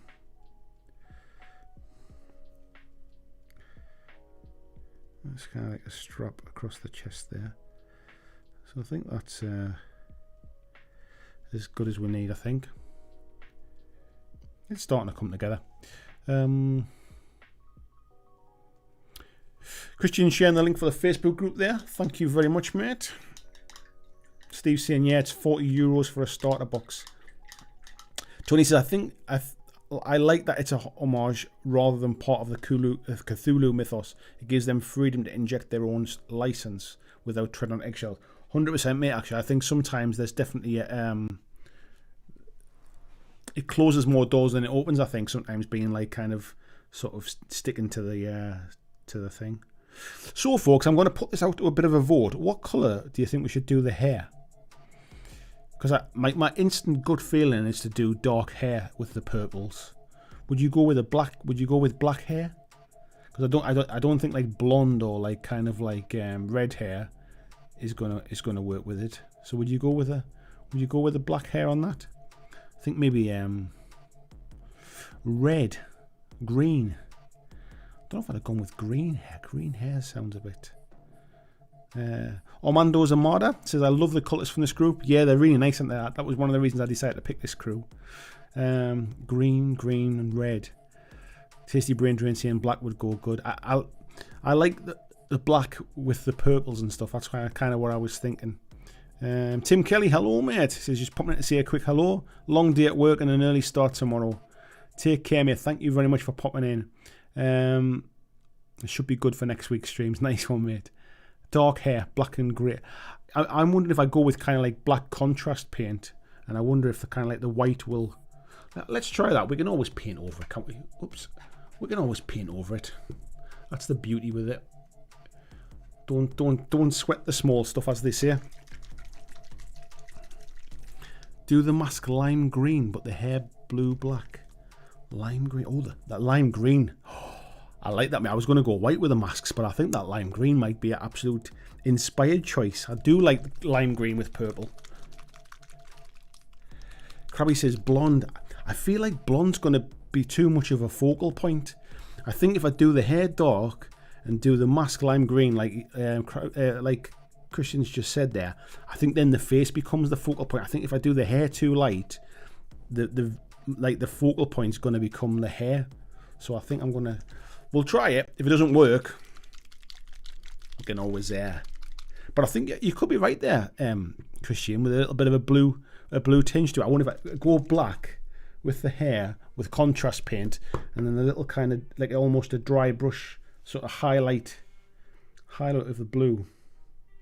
But I love the idea of the lime green, mate. We're definitely doing that.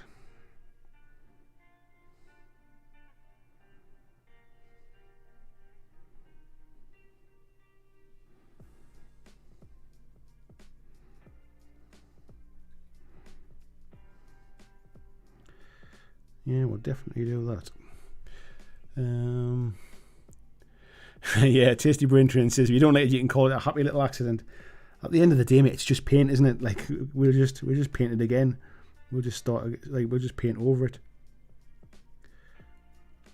But I do feel if it needs to, like the hair doesn't. I don't think the hair should be a focal point, and because like I've intentionally kept the colours of the clothes like quite neutral to each other rather than contrasting them. I think that lime green will really make the model pop. It'll just give it a real focal point.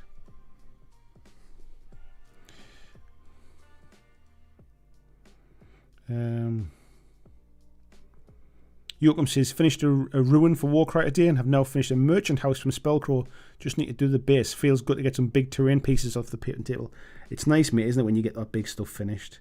I've never had any Spellcrow stuff. I see a lot of people talking about them. I think they send a lot of stuff out to people, don't they? So I see quite a bit of it online, but I've never actually sort of seen it myself. Yeah, I definitely think that colour for the mask's going to work, mate. It looks a little Phantom of the Opera would have been white.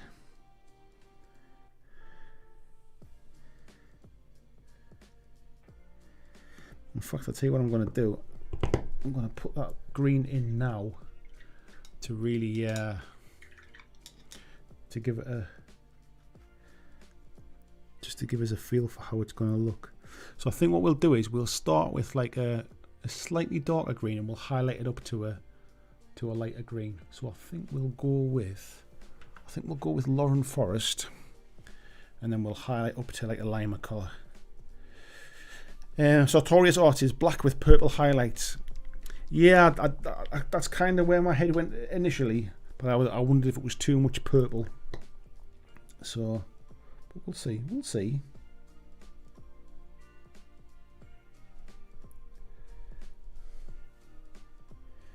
Right, let's put a bit of green into this mask.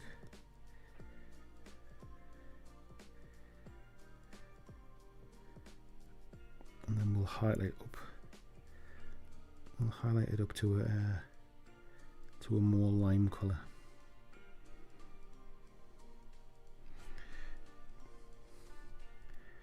Christian's obviously got an eye for colour theory.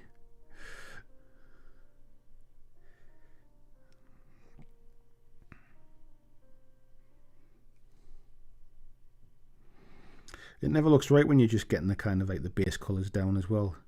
You need some stuff to kind of bring it to life.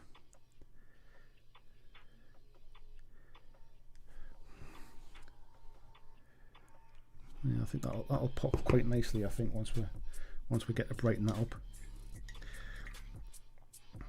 So I think what we'll do is we'll get a Guilliman flesh there, is it? That's Fire Slayer flesh. That's the Guilliman flesh. We'll put the Guilliman flesh over the top, and then we'll bring it. We'll highlight. We'll like sort of like highlight it back up to the skin color. Steve says they were the better side, but had players sent off after about 70th minute for handball in the area. They got their goal from the penalty. Oh, unlucky, but unlucky. Tony saying, yeah, I like the lime green though. Good call.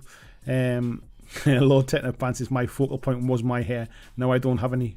Took it in my jeans when I was 18 and looked at right bugger. My God, mate, I've never had long hair. I've always had short hair.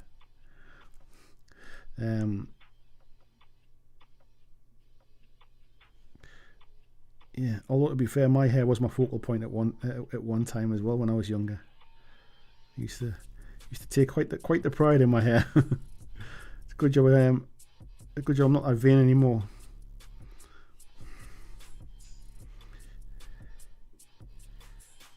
Right.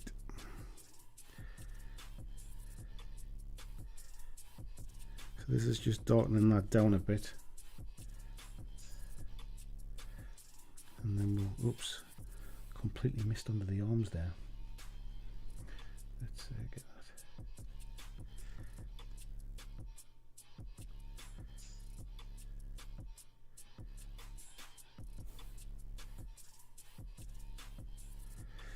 We'll come back and tidy that up afterwards.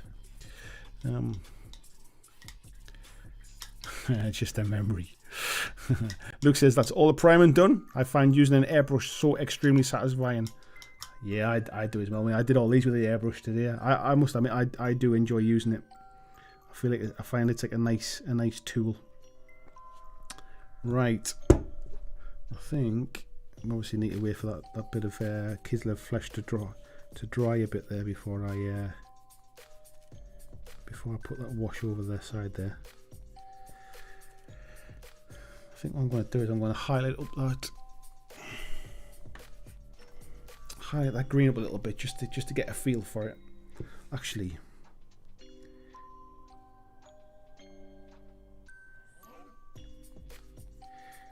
you know what, I feel like it might just need a bit of a wash over just to pull it together and then highlight back from the wash. We also need to do something with those straps around the legs and the boots. This is what you get for winging it, folks. I'll tell you what, I'm just going to put a bit of a wash over it. Try and pick out the details, blend it together a bit.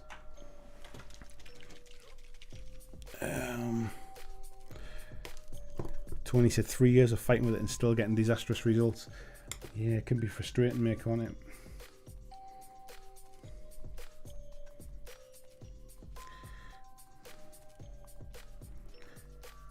Right.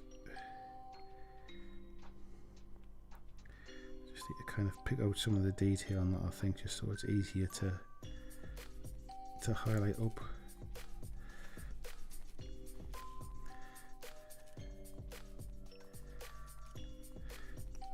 Get a bit of the liquid talent on here.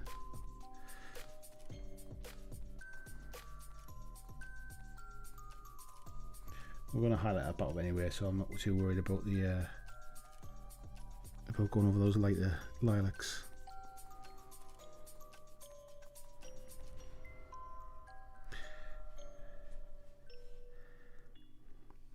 It's definitely a real crutch for me, just to kind of use a wash and pull it together, and then come back from that again. It's a habit I need to get out of, but I rely on it so much. It's just to almost define the detail again. I feel like when I'm just putting base colours on, I get to a point where I'm not happy with the model, and by putting a wash over it, kind of giving me some like sort of like fake shading, if you like, it just gives me that kind of the boost to crack on again and like, all right, okay, I can see what I'm doing now.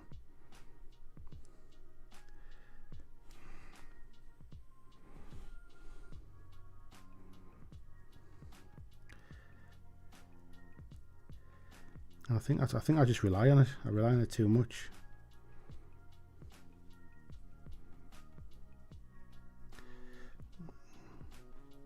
However, seeing I rely on it too much, I'm still happy at the end of when I'm finished painting the model, I'm still happy. So at the end of the day, it's hardly too much of a problem.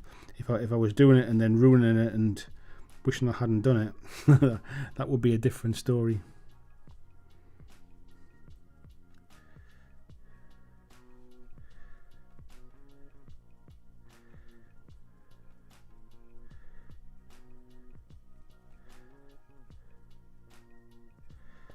Right, it gives me a little bit of, it gives me a bit of help with the details.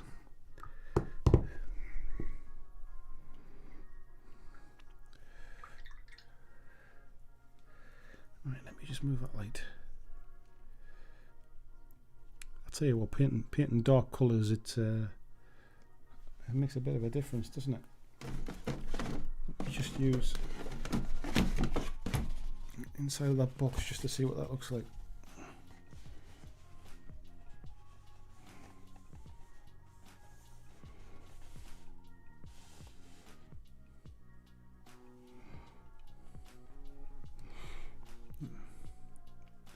Kind of see it a bit better.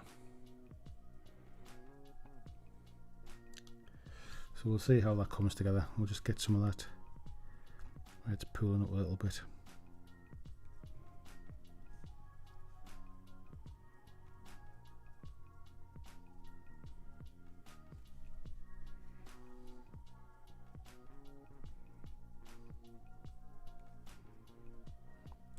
And tidy some of those bits up.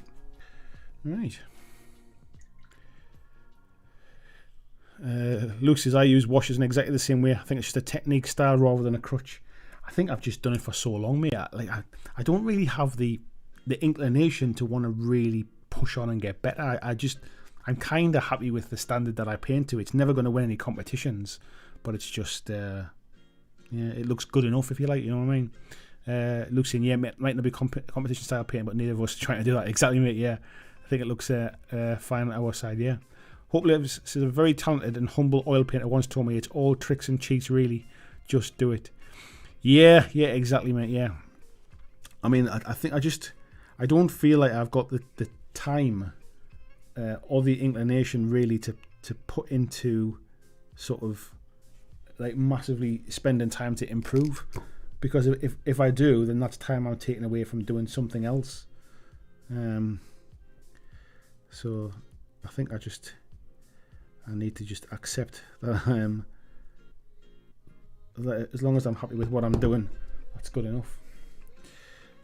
Right, so we'll let that one dry a little bit. What are we doing for time? 10:15. It's coming together anyway. Bobby Clark, good evening, mate. Says just finished doing some urban bases. Who's this psycho purple lady you're painting?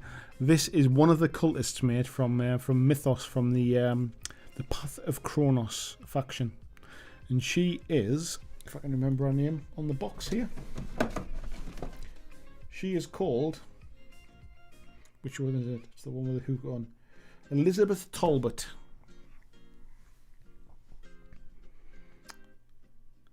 So yeah, that's her. Scott says, going back to what we said before, there are no real wrongs or rights when it comes to painting. If it works for you and you're happy with the end result, that's all that matters. Do you know what it is, mate? It's taken me a long time because, like, I'm happy showing off finished models because I know when I get to the end, I'm generally pretty happy with how it kind of turns out.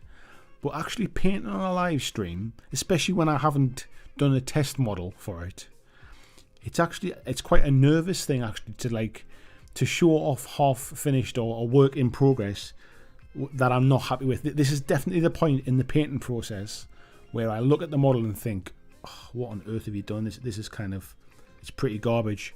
And I know I know it'll get better, and I know by the end of it I'll be happy with it. But I'm at that point where I'm kind of like, I'm doubting myself a bit. And I think everybody does it. I think it's just when it's very public.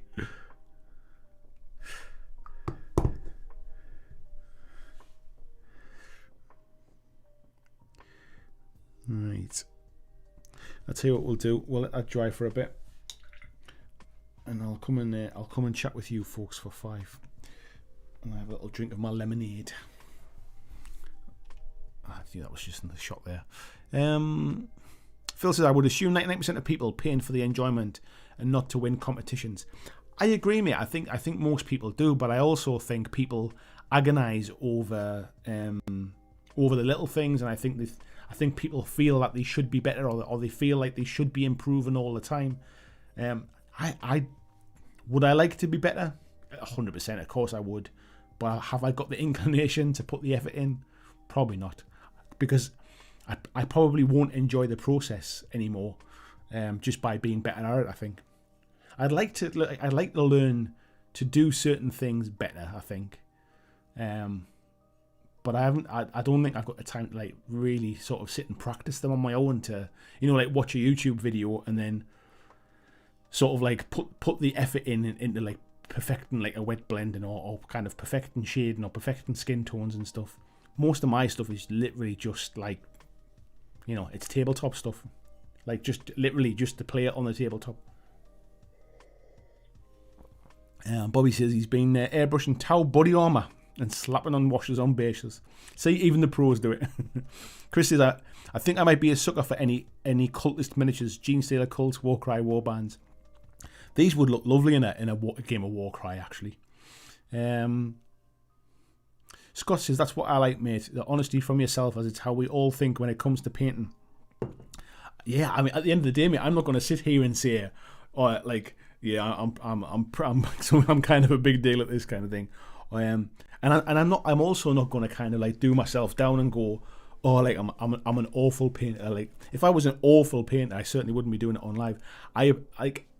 I'm good enough to get a standard that I'm happy to share. Like I'm no pro, but I'm good enough to be happy with him. But every model I paint goes through that kind of that dip in the process where you think it looked better before. It looked better when it was like.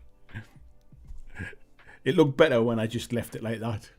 What I should have done was just pick out a couple of colours and called it done. Like called it a concept like job or something like that.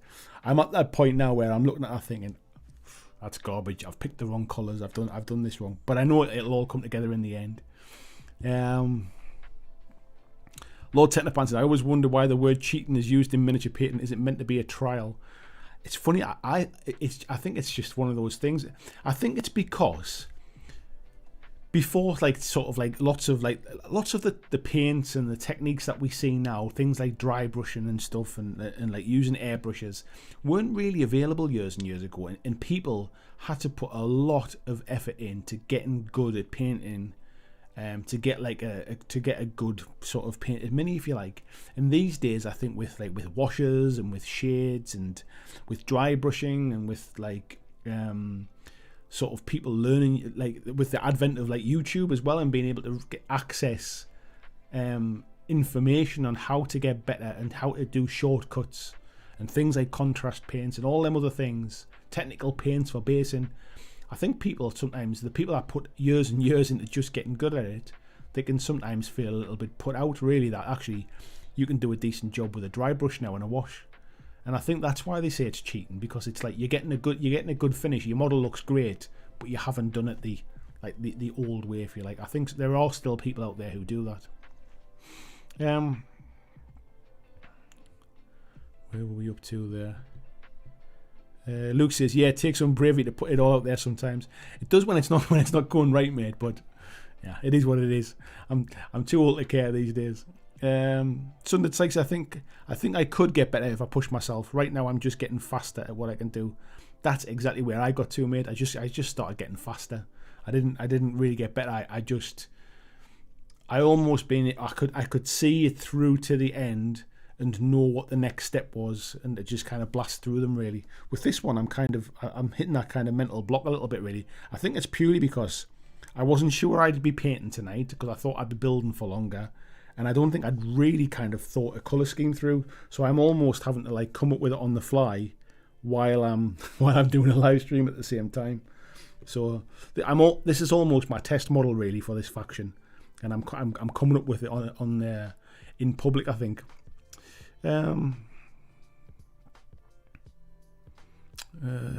Andrew Fairbanks, I've got an idea for your next painting contest. We paint a new version of the first model we ever painted. Let's see how far we've come. Will that push the sales of Space Marines up again? Phil says you can only get so good and then plateau. It's getting beyond that folks stress over. The main thing is to be happy when you are not constantly compare yourself to other professionals. I don't compare myself anymore. I don't compare myself to anybody, because I know I'm not as good as others, and I know I'm better than some. So that's it for me. And at the end of the day, I'm good enough that I please myself. Do you know what I mean? Like if I look at like the Malifaux minis that I painted, I was happy with how they came out. I mean, you all saw me paint them and put a wash over the top. I was happy with how my ships for Armada came out. Like I love the colour scheme that I chose for the dwarfs. Like that to me, I really like it, and I enjoyed painting them, and I look at them there on the shelf, because I don't really put a lot of my stuff out on display, really. But I'm like kind of looking at them, and I'm looking at my other Armada ships as well, the Battalion ones, and I'm happy enough with how they came out. They look great on the table. Hope Lives says, you just described my thought process. I think a lot of my satisfaction is boosted by relief when it finally works. Honestly, like just getting to the end of the process is a relief, isn't it, at times? Ian H says, carpenters that use hammers, they're just cheating. Do you know what it is? I saw something online the other day, and it was like it had been somebody complaining about wearing masks for the kind of the pandemic stuff, and saying if God had meant us to wear masks, we would have been born with a filtration system. And somebody had said, "How are you enjoying wearing them shoes there?" Lord Maiden says, I know what you mean. If I wanted to really up my game, I don't think I like it. I think it would frustrate me when I got it wrong. I'm happy with my painting, and I'm happy I've improved a lot. I think that's the thing. I mentioned this lots and lots of times, is that this is a hobby. This is not work. You are not judged. You don't get like a review for your pay based upon how well your painting's doing. You're not getting a performance review to kind of say, well, you haven't really improved since last year, have you? This is your hobby. This is what you do for fun. This is what you do to relax. Like, you just have to enjoy it. The only rule in your hobby is you have to enjoy it. Because if you don't enjoy it, stop doing it and get a different hobby. There's no point. Like, what was it I'd read or I'd heard recently that, like, basically it takes a long time to get like really good at something, and in your life you've probably only really got time to get really, really good at one thing. So like, choose really wisely what that one thing is. I don't know what my one thing is. I've got no idea what I'm good at. I'm probably all right at a few things, but I don't really know what I'm really good at. But do you know what it is? I'm enjoying trying to find out.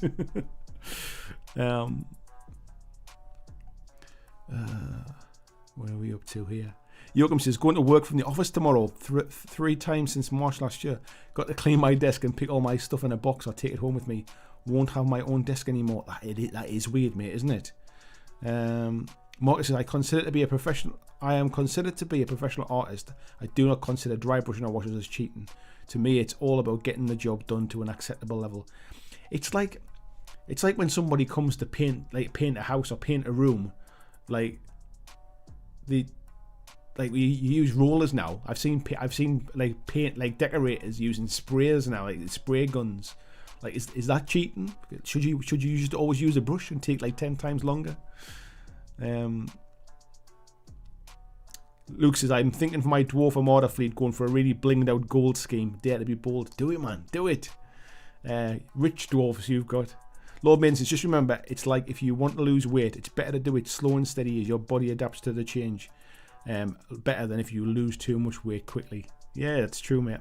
Tony says, dear Blinky Blimey, I don't remember what my first mini was. It was either an Airfix, a Diplodocus, or a Bengal Lancer. Mine was definitely a Space Marine. Mine was just a bog standard. You know when you used to buy those 5 Space Marines in a box with a couple of paints. Yeah, like you got like 3 or 4 paints and like a getting started thing. That was exactly, well, technically that was the first thing I painted when I got back into painting. Like when I was older, I probably tried to paint a couple of things when I was younger, but like I was painting them with like Humbrol paints, like sort of. I wasn't like priming models or any of that, so I don't really count them as painting. The first model I really painted to completion was definitely a Space Marine, an Ultramarine at that. Dave says, sometimes my painting is hit and miss. Really happy with the stuff I've painted today. My merchant looks awesome. Nice one, mate. Nice one. Joachim says he's got to pick home all these miniature stuff. Got to pick home all these miniature stuff I have at the office. You've got miniature stuff at the office. I'm proud of you, mate. Hope Lewis says, I always enjoy painting and always wonder why I don't do it more, because once I start, it's good for the soul. I'm the same, mate, as well. I must admit, I should do it more purely because it switches my brain off, honestly. John says, talking on the tools, the cheekiest thing I did at school was in electronics. The teacher's soldering iron wasn't working. It was getting frustrated. I said, it's a shoddy workman with these tools. Phil says, I've done some commission stuff in the past and didn't enjoy it at all. I do the odd one now and again, but only when I've got time. When I paint, it's my time to switch off and relax. Yeah, exactly, mate. That's it. Malgozota Semla, I hope I've pronounced that okay, says, yeah, painting minis is a hobby, but it's way too addicting. I just want to keep painting. Too much fun. That's fine, mate. There's nothing wrong with painting lots. Like, it's your hobby. You do it as often as you want, but my point still stands, is that the only rule in a hobby is that you should enjoy it. Because if you have a hobby you don't enjoy, what on earth are you doing? Why would you do it? It's bad enough having to go to work and do a job that you don't enjoy, but you need the money. Don't then come home and force yourself to do a hobby you don't enjoy.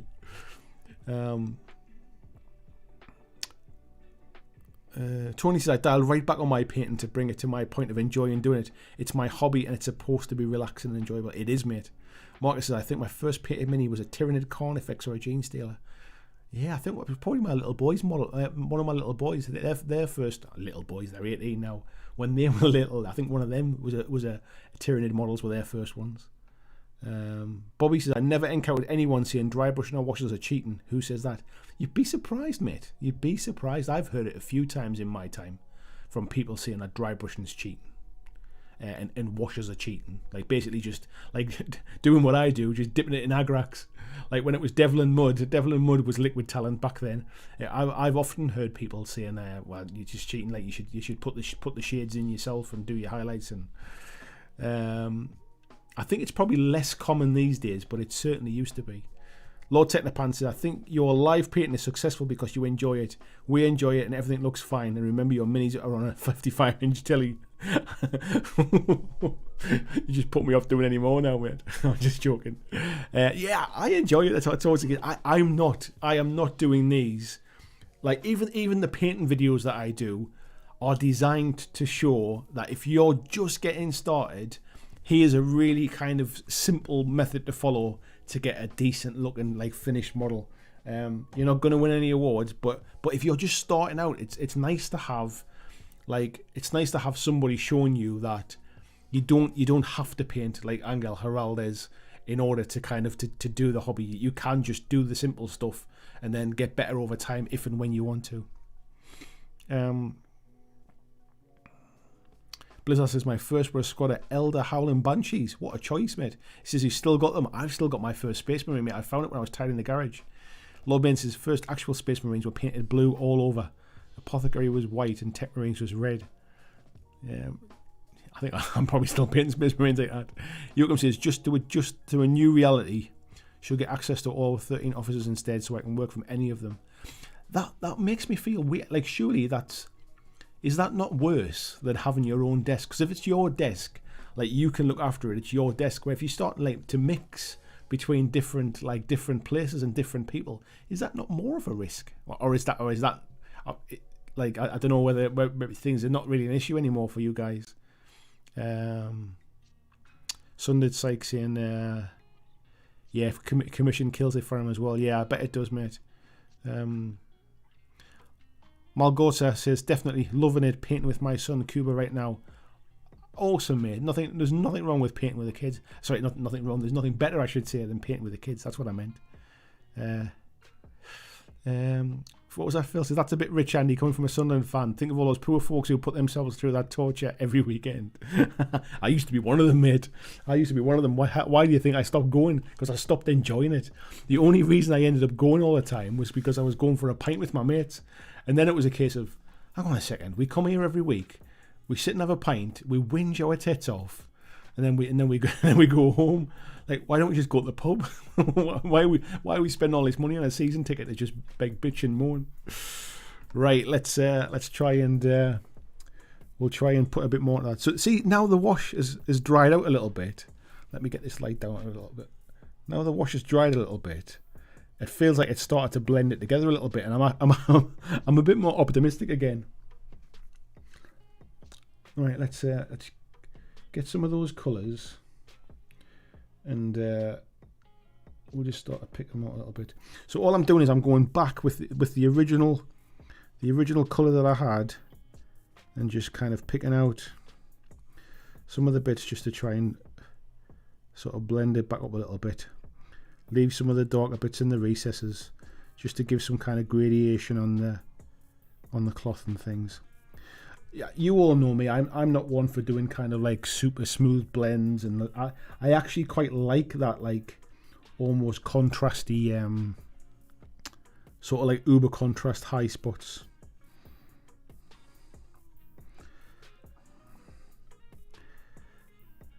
So we'll just pick some of those bits out again and lighten them up.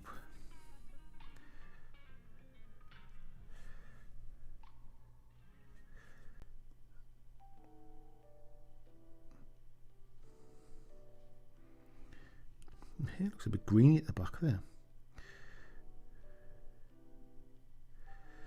But we'll lighten that up as well.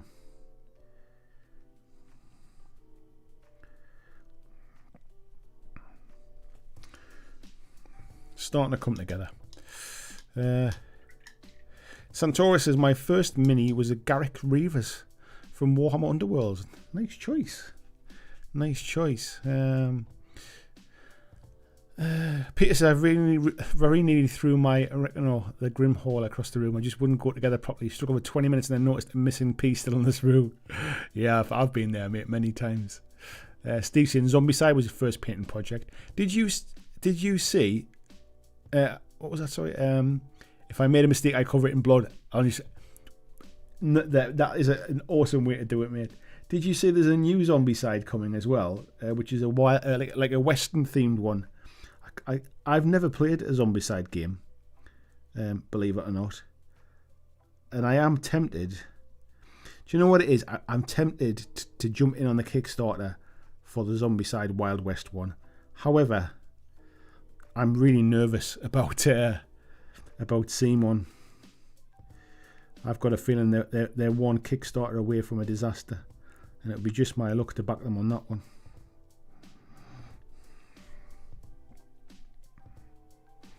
I feel like they're kind of like over leveraged a bit, and I also feel like they've absolutely they've almost drained the life out of the Zombicide franchise now.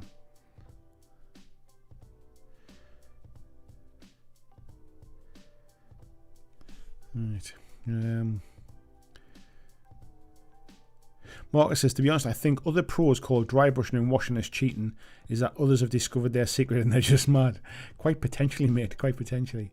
Hope Lewis says, yeah, I just start to make contrast punchy almost over the top because when they're on the board, it's those minis which catch the eye. That's exactly my thought, mate. I think if you're like, if this is on your 55-inch telly, for example, and you're looking at that, you're thinking, oh God, like that looks a bit harsh. But in reality, like, that's the size. Like, let's not get away from the fact of just how small these things are. And when that's sitting on a tabletop, it's the kind of the extreme, the contrast and highlight is what stands out. So I just need to decide what to do. I didn't put any Gullum and flesh did I on that down that arm. I was waiting for it to dry, wasn't I?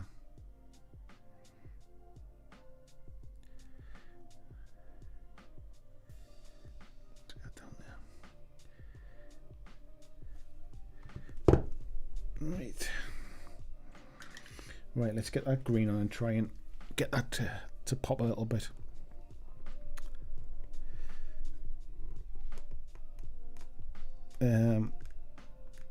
Full saying Wild West one, yeah. Zach says my first paper mini was Metal Lead Sam from the game Middle Earth. Well, the original one's metal, were they? I was never into Lord of the Rings stuff.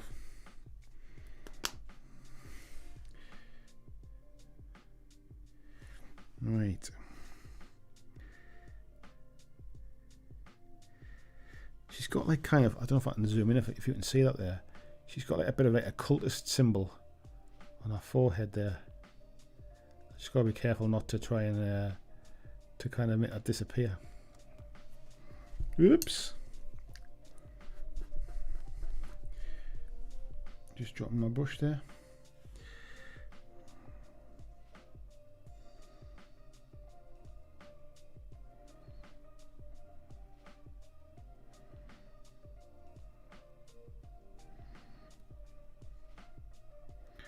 What do you call those sweets that are like lime and purple colours?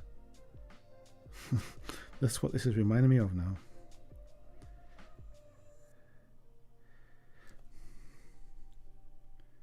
Are they called something limes? I forget what they are now. Bobby says, you're one of those rare ones that enjoys commission work as much as my personal hobby. My fun increases the more I push myself. If only I was dedicated to exercise and healthy eating. Yeah, you and me both, mate. If I cared about exercise as much as I cared about making YouTube videos, I could be a bloody athlete.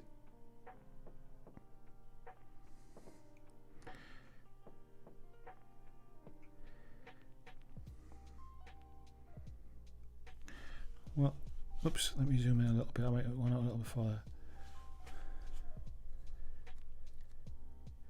No, Parma Violets are the purple ones. They look a bit like a humbug, you know, like the black and white humbugs. They look like that, but they were like purple and green. Were they like blackcurrant and limes or something like that? I remember them. Like they were kind of like, you know, like humbugs that you got them in a, like in a proper sweet shop. You got them in a big glass jar, stinking. What was it? Somebody was just saying something there. Phil Campbell, Wild West 1, yeah. Tim McKay said, I think my first meme was at Ultramarine, the original ones with the pointy nose heads. Wow. Steve Evans, good night, mate. Thanks for popping in. Luke saying, I was savage when I saw the Wild West zombie side. I don't want to give them money anymore. So tempting. Yeah, I must admit, mate, I'm super, super nervous. I'll potentially wait and just pick it up at retail if it comes to retail. But part of me's thinking, you know, do I want to take a risk?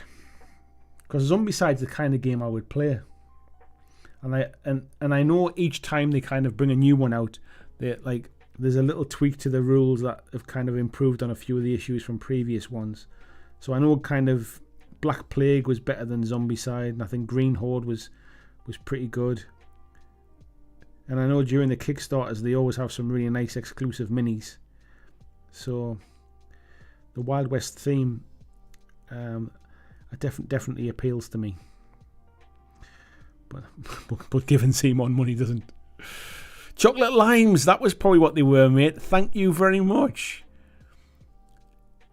That's what it was. Chocolate limes. Oh, yes. Yeah. No, Christian, it wasn't blackberry apple, mate. It was chocolate limes. That's what I was trying to think of. They were obviously brown. Obviously brown and lime, not purple and lime, maybe. Phil says Zombicide Black Plague is great. Played it a lot with the kids. Yeah, I've never played it, mate. I've heard it's really good. Right. Let's get a bit of a mid purple. Let's go with this one, and we'll highlight up a little bit on the purples.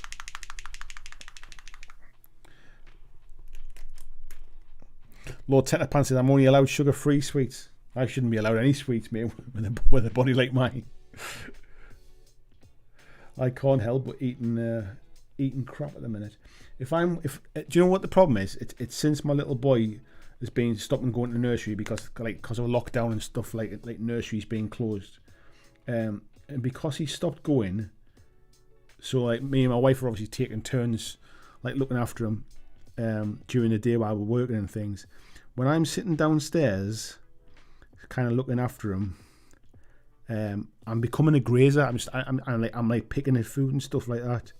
And yet when I'm working, when I'm up here in my office, I don't go down to the kitchen looking for food and stuff. I don't go anywhere, sort of like to graze.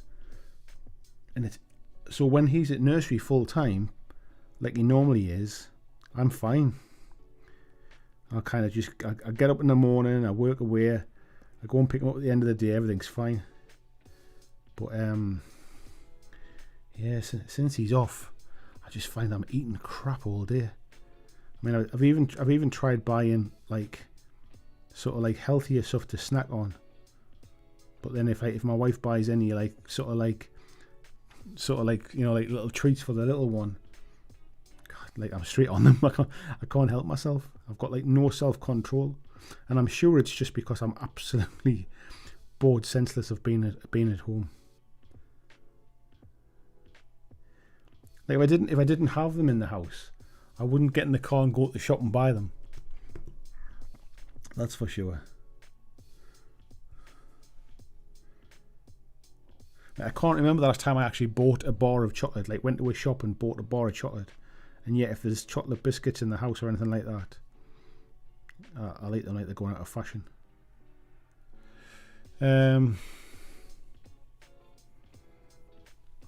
Lord Maiden says, get some Weight Watchers treats. They're not that many calories and they aren't bad. Do you know what it is, mate? I used to eat them before, like when I was on Weight Watchers, and they're really tasty. The problem is I can't stop. So if I bought like a pack of 5, I'd probably eat 5. That's the problem. I'm better off just not having them in the house at all. That's the better way.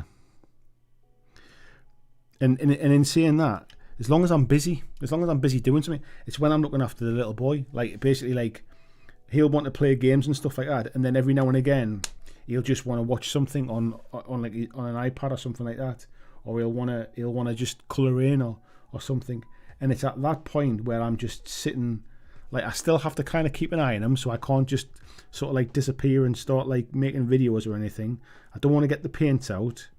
I don't like, because like he's obviously like sitting there next to me and stuff, and he wants to kind of sort of, you know, like, not that he wants to join in painting with me so much, but like he'll, if I'm trying to do something, he'll keep interrupting me because I'm looking after him. He's the important one, so I don't tend to get the paint out. I might build something, like I might build some minis or something, but generally it's just the fact that I end up just like sitting around, and I end up sitting on my phone, and I end up sitting watching something or reading something while I'm sitting with them, and it's a boredom. It's like a compulsive like need to just eat crap just to pass the time, because there's literally nothing, like there's nothing going on.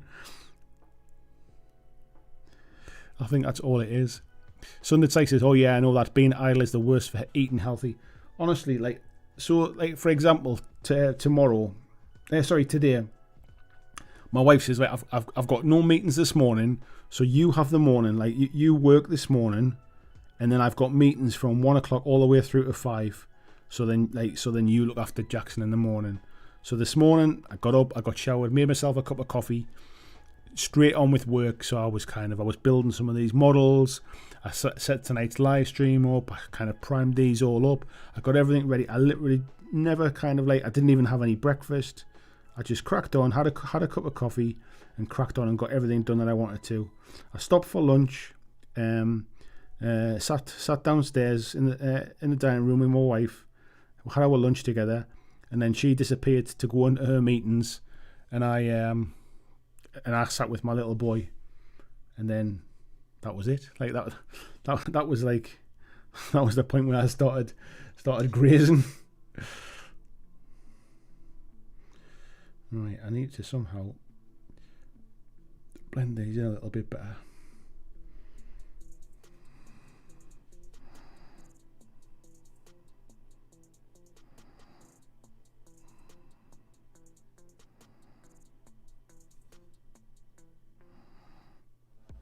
I think that was just a little bit too stark there.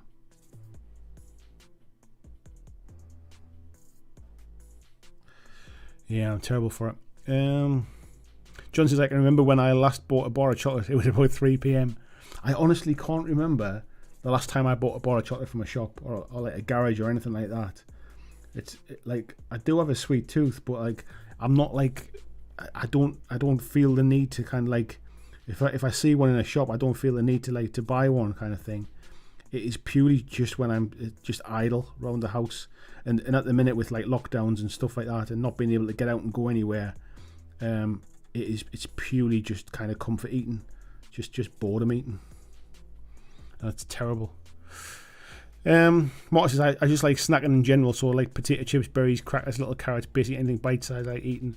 I've been trying to eat more fruit like grapes and stuff like that, and like nuts and things, but even there, like nuts are full of calories, grapes are full of sugar, like, and I'm not exercising, I'm not getting out and about, man.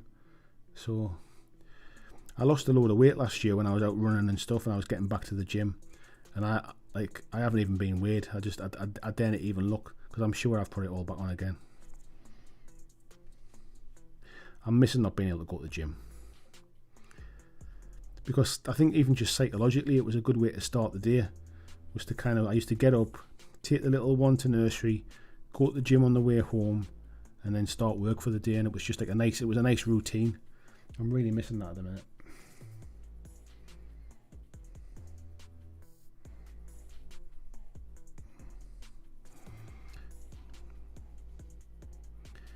But hey ho, we're all in the same boat. Right.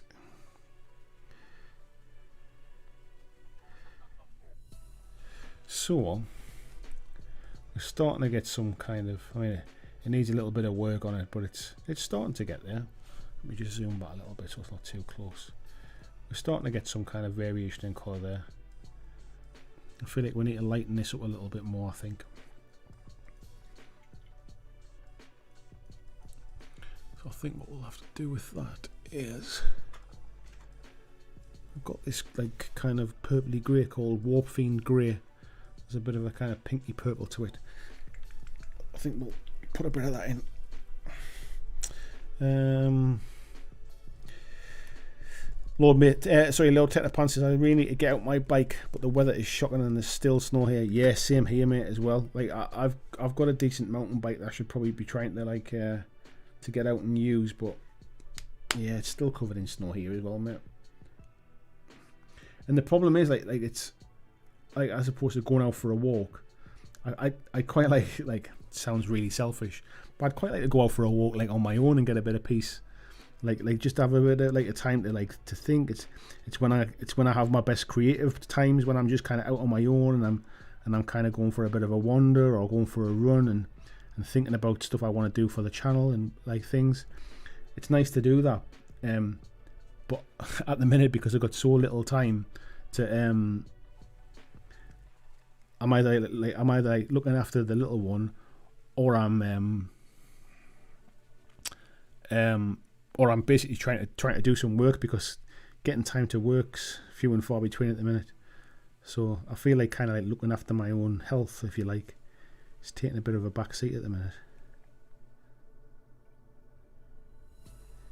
But once the gym's open again and stuff, and the weather picks up a little bit, I'm sure it'll all work itself out.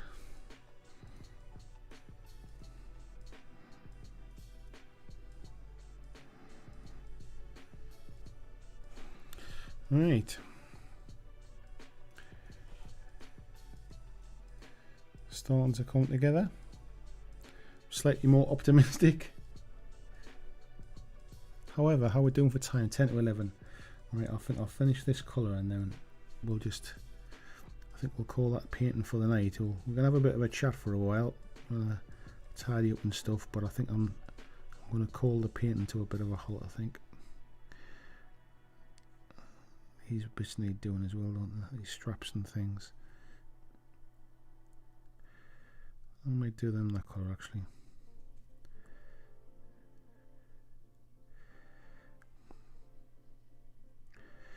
I don't know. We'll decide tomorrow, I think. Anyway, that's where we got to, folks. Lord Technopan says, I'm a big fan of being alone. My other half has been working at home since mid-March as a test for me. Do you know what it is, mate? I quite enjoy my own company at times as well. Like, I quite enjoy it because what used to happen was, like, before lockdowns and stuff like that, obviously the little one was at nursery all day. My wife was working away, and towards the back end of the year before and the start of last year, I was working at home more as well. So basically, I had the whole day to myself at home. I didn't really have a lot of work to do, which was part of the reason why kind of redundancy became a thing. So I had quite like long periods of the day to myself, and that's quite nice. I'm probably a bit of a loner, and really, I quite enjoy my own company from time to time. And I think part of the reason is I'm not getting that now either. I think that's kind of, it's weird. I'm just not used to sort of like, it sounds awful because they're my family and I love them. Do you know what I mean? Like, and obviously I love spending time with them. But like it's been a year now, and it's kind of like I feel like I don't get the alone time that I used to. Some nice alone time.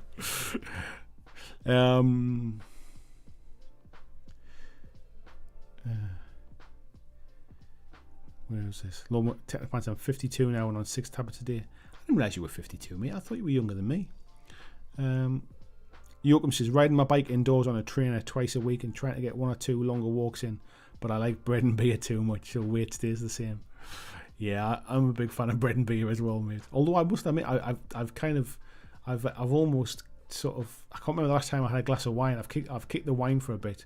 It was getting, I don't know if I was just drinking a bit too much of it through lockdown and stuff, but it was tasting really acidy when I was drinking it. So I've replaced it with whiskey basically. Tony says, I do my best with cooking and try to ensure everything is home cooked, well rounded, balanced and tasty. I don't leave the front door often and haven't done for about 12 or 13 years. Yeah, I must admit, I don't eat unhealthy generally. Like, we eat healthy meals. It's not like we have like loads of takeaways or we eat like fried foods and stuff like that. We generally eat pretty healthy. I think the problem is probably eat bigger portions than I should. Certainly for the lack of exercise that I'm doing, we certainly eat bigger portions. And then obviously, like I said before about snacking and stuff like that. But yeah, it is what it is at the minute. To be honest, sometimes it's just getting out of bed and facing another day of the Groundhog Day of lockdown, stuck in the house. Sometimes that's hard enough without trying to kind of like turn my eating habits around at the same time. Phil says, get some resistance bands to help with home workouts. I must admit, I have got that the what's it called, the ring exercise thing for Switch. And I should probably do that if I'm honest. But even that, it's like it's finding the time to do it, because I don't get 5 minutes to myself. I'm either working or I'm looking after the little one. So anyway, you don't want to hear me moaning. Right, let me just tidy these few bits up here. I'll wash my brushes while we're having a chat.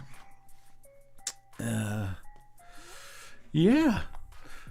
So I guess purpose of tonight was to was to build up those things.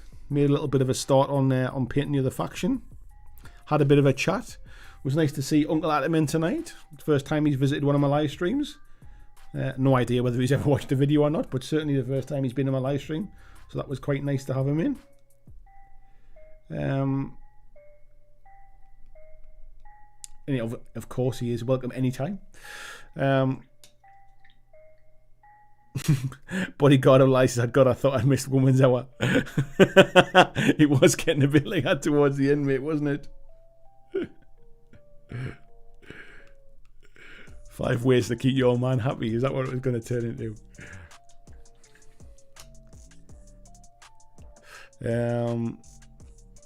Lord Main says, for me it was a snacking too much and not doing stuff that counted as full exercise. I overeat a lot as I never tell if I was full or not. I mostly eat as well. I think I do as well without really thinking about it. But yeah, it's definitely lack of exercise and boredom. Like, and when I say boredom, like it sounds awful saying I'm bored. Like sort of being with my family. I'm not bored of the family. I'm bored of just doing the same thing every day. That's what's. But then everybody's in that. Like that's not unique to me. I'm not like in some kind of strange situation. I'm in the same situation everybody's in. And I think, to be honest, like that's part of the frustration. I think is like generally, if I was a bit kind of down in the dumps about something, like then it's in my power to do something about it, if you like. And I think the problem at the minute is it's not in my power. We're all in lockdown. Like, was it like honest? It was on the news tonight or something about it. It is actually illegal to go on holiday. Like, I never thought I'd live in a lifetime where it was illegal to go on holiday. Right. For those wondering what I'm doing, I'm just using my brush soap, just washing these out.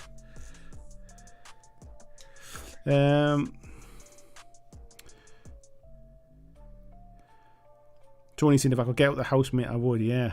Phil says, cheers, Andy. Night, folks. Take care, Phil. Thanks for coming in, mate. Luke says, got the base layers down on 3 third rates in the flagship.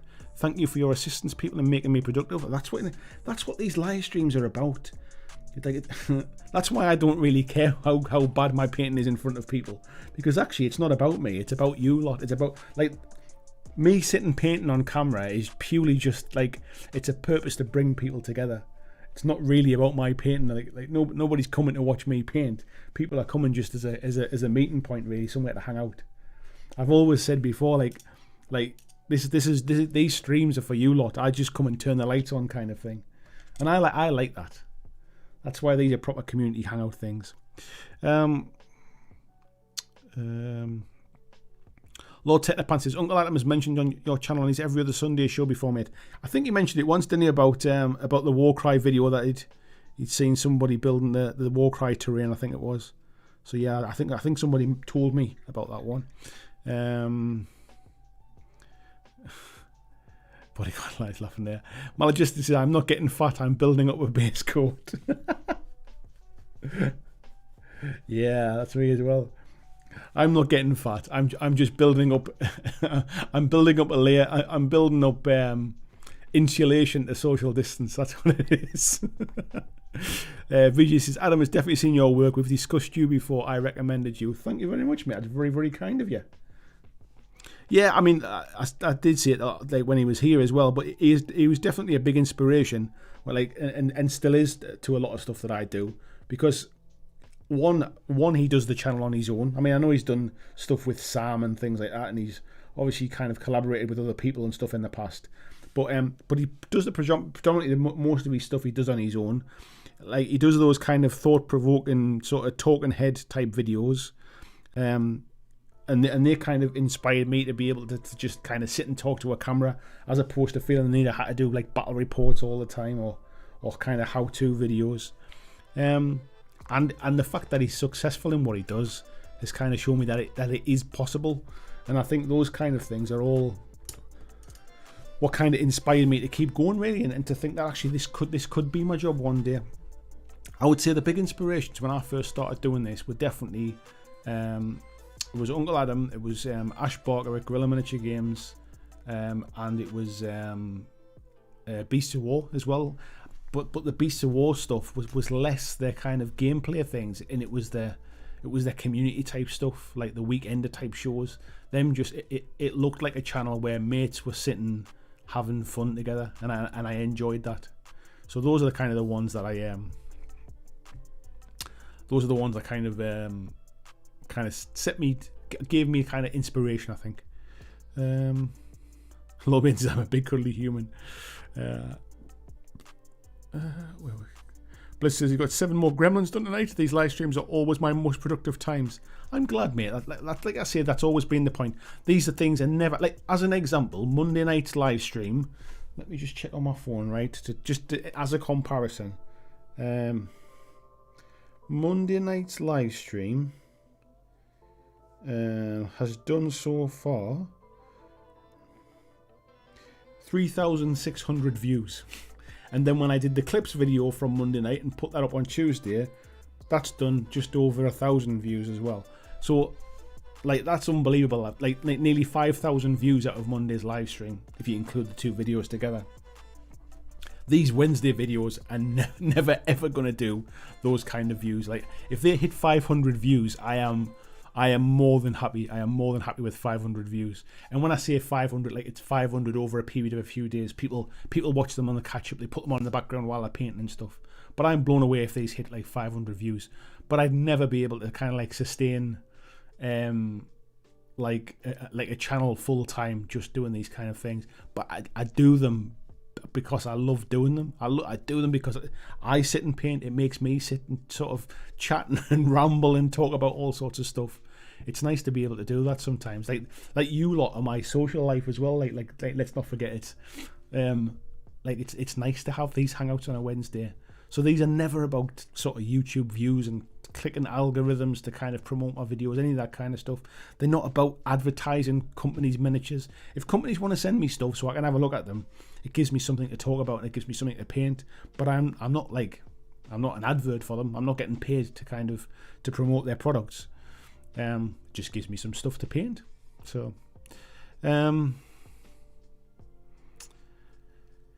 Gareth says, had a nightmare tonight. More glue on me than the Mini. Had it right, went off 2 minutes and had it slipped and the glue's gone off. Oh, thank God for Milliput. Oh, mate. Where are we up to here? Zach says, did I hear you say use a wet palette? Would you recommend them to a part-time painter? I got one for Christmas, mate. I used to just use a homemade one. I've even got a video on how to make a wet palette. But my wife bought me this one for Christmas. This is the Army Painter one. And basically, just what I would say is there's 2 benefits to a wet palette. One is if I paint tonight and I put the lid on, if I come and paint tomorrow, that paint will still be wet and I'll be able to kind of use them. If I've mixed the colours or anything like that, I'll be able to use them again tomorrow. The other benefit for them is it's just really easy to put the paint down to kind of thin it out. It keeps it cool. It can get quite hot in here sometimes with all of the lights on and stuff like that. Computer running in the background, kicking out heat. And obviously I close the curtains to keep the light out. It can get quite warm in here sometimes. So if I'm using like a paper palette or a tile or something like that, it can sometimes dry out quite quickly. So it keeps the paint cool. It keeps it wet. And it's good for kind of mixing paints and blending paints and thinning paints and stuff. They're not expensive. I think that one's about 15 quid.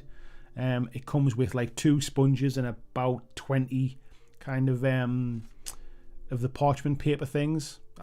I'd personally recommend them for that price. I wouldn't go and pay over the odds for one. But yeah, it's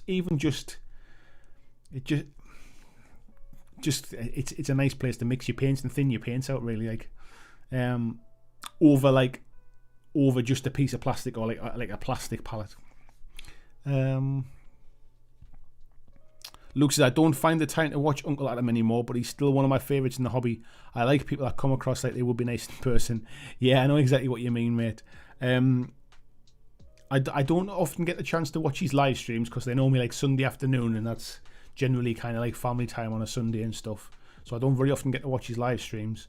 But I always try to make a point of watching his Friday videos.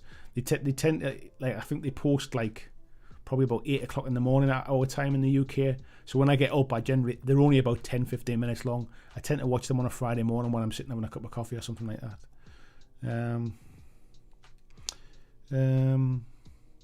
John, Zach, Peter said, I think quite a lot of people can't make the live but come back to them later. Yeah, they definitely do. I think we were chatting about it in the Patreon chat the other day when I was saying I was struggling to come up with a topic for Monday's live stream. And people were really kind, coming up with different suggestions and stuff. But I was trying to explain basically that some ideas make really good videos, like one where you kind of like sort of get your thoughts together and maybe script them out or maybe write some notes and you want to film and edit them and or like maybe a painting tutorial type thing or something. They work really well as a proper recorded video, and then other videos work better as a live stream. So if it's a conversational one, if it's something where you want to almost make a point and then get feedback about it. But obviously the ones that kind of do really, really well are the Games Workshop ones, because it's just a bigger audience for them. I don't play a lot of Games Workshop games. I know hardly anything about 40k, if I'm honest. So like I find it hard to talk with any kind of in-depth knowledge about that. But when I find a subject that almost it kind of incorporates GW stuff, but it's not just about GW stuff, it's about a wider hobby stuff. That's when I feel like I can kind of sort of like get the best of both worlds, and those live streams generally do pretty well. But to be honest, I just enjoy what I'm doing, and as long as folks like watching them, as long as the community that supports me enjoy watching the stuff that I do, that's always been the plan, really. Like the subscriber numbers are irrelevant. If I could, I mean, I'm just plucking numbers out of thin air. But if I got 500 Patreons, if you like, and every video got 500 views because the 500 Patreons were watching, then I'm making the right content. I'm making content for the people that want to support what I'm doing, if that makes sense. So I'm not looking for thousands of views at that point. I'm not looking for like thousands of subscribers. I've almost made a sustainable business based upon the fact that the people that enjoy what I do support me, or the people that support me enjoy what I do, if you like. So for me, it's a slightly different kind of prospect to a lot of YouTube channels. A lot of channels really rely upon getting big numbers and doing the latest topics and sort of being all over Games Workshop stuff and getting stuff early so that they can talk about it before everybody else picks it up and things. Mine's always been slightly different. So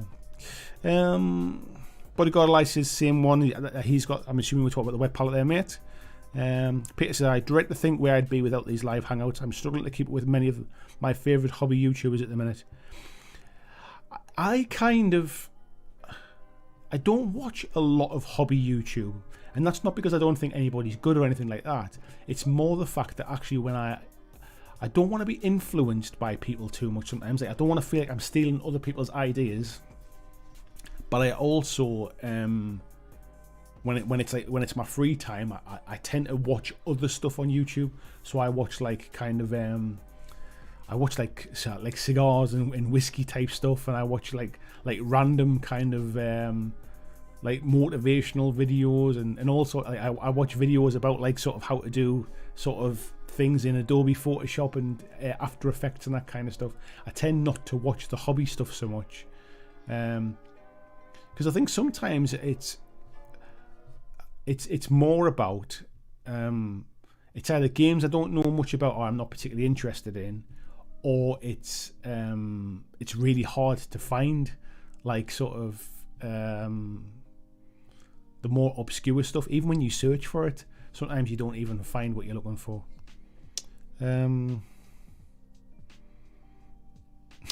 S. still says she's the phantom thumbs downer. She only does it when she wakes up though. Peter says, I'd probably be apathetic if I could be bothered. Tony says, Millie usually watches the streams with me. She even does her happy face as much as a bulldog can look happy. Nice one, mate.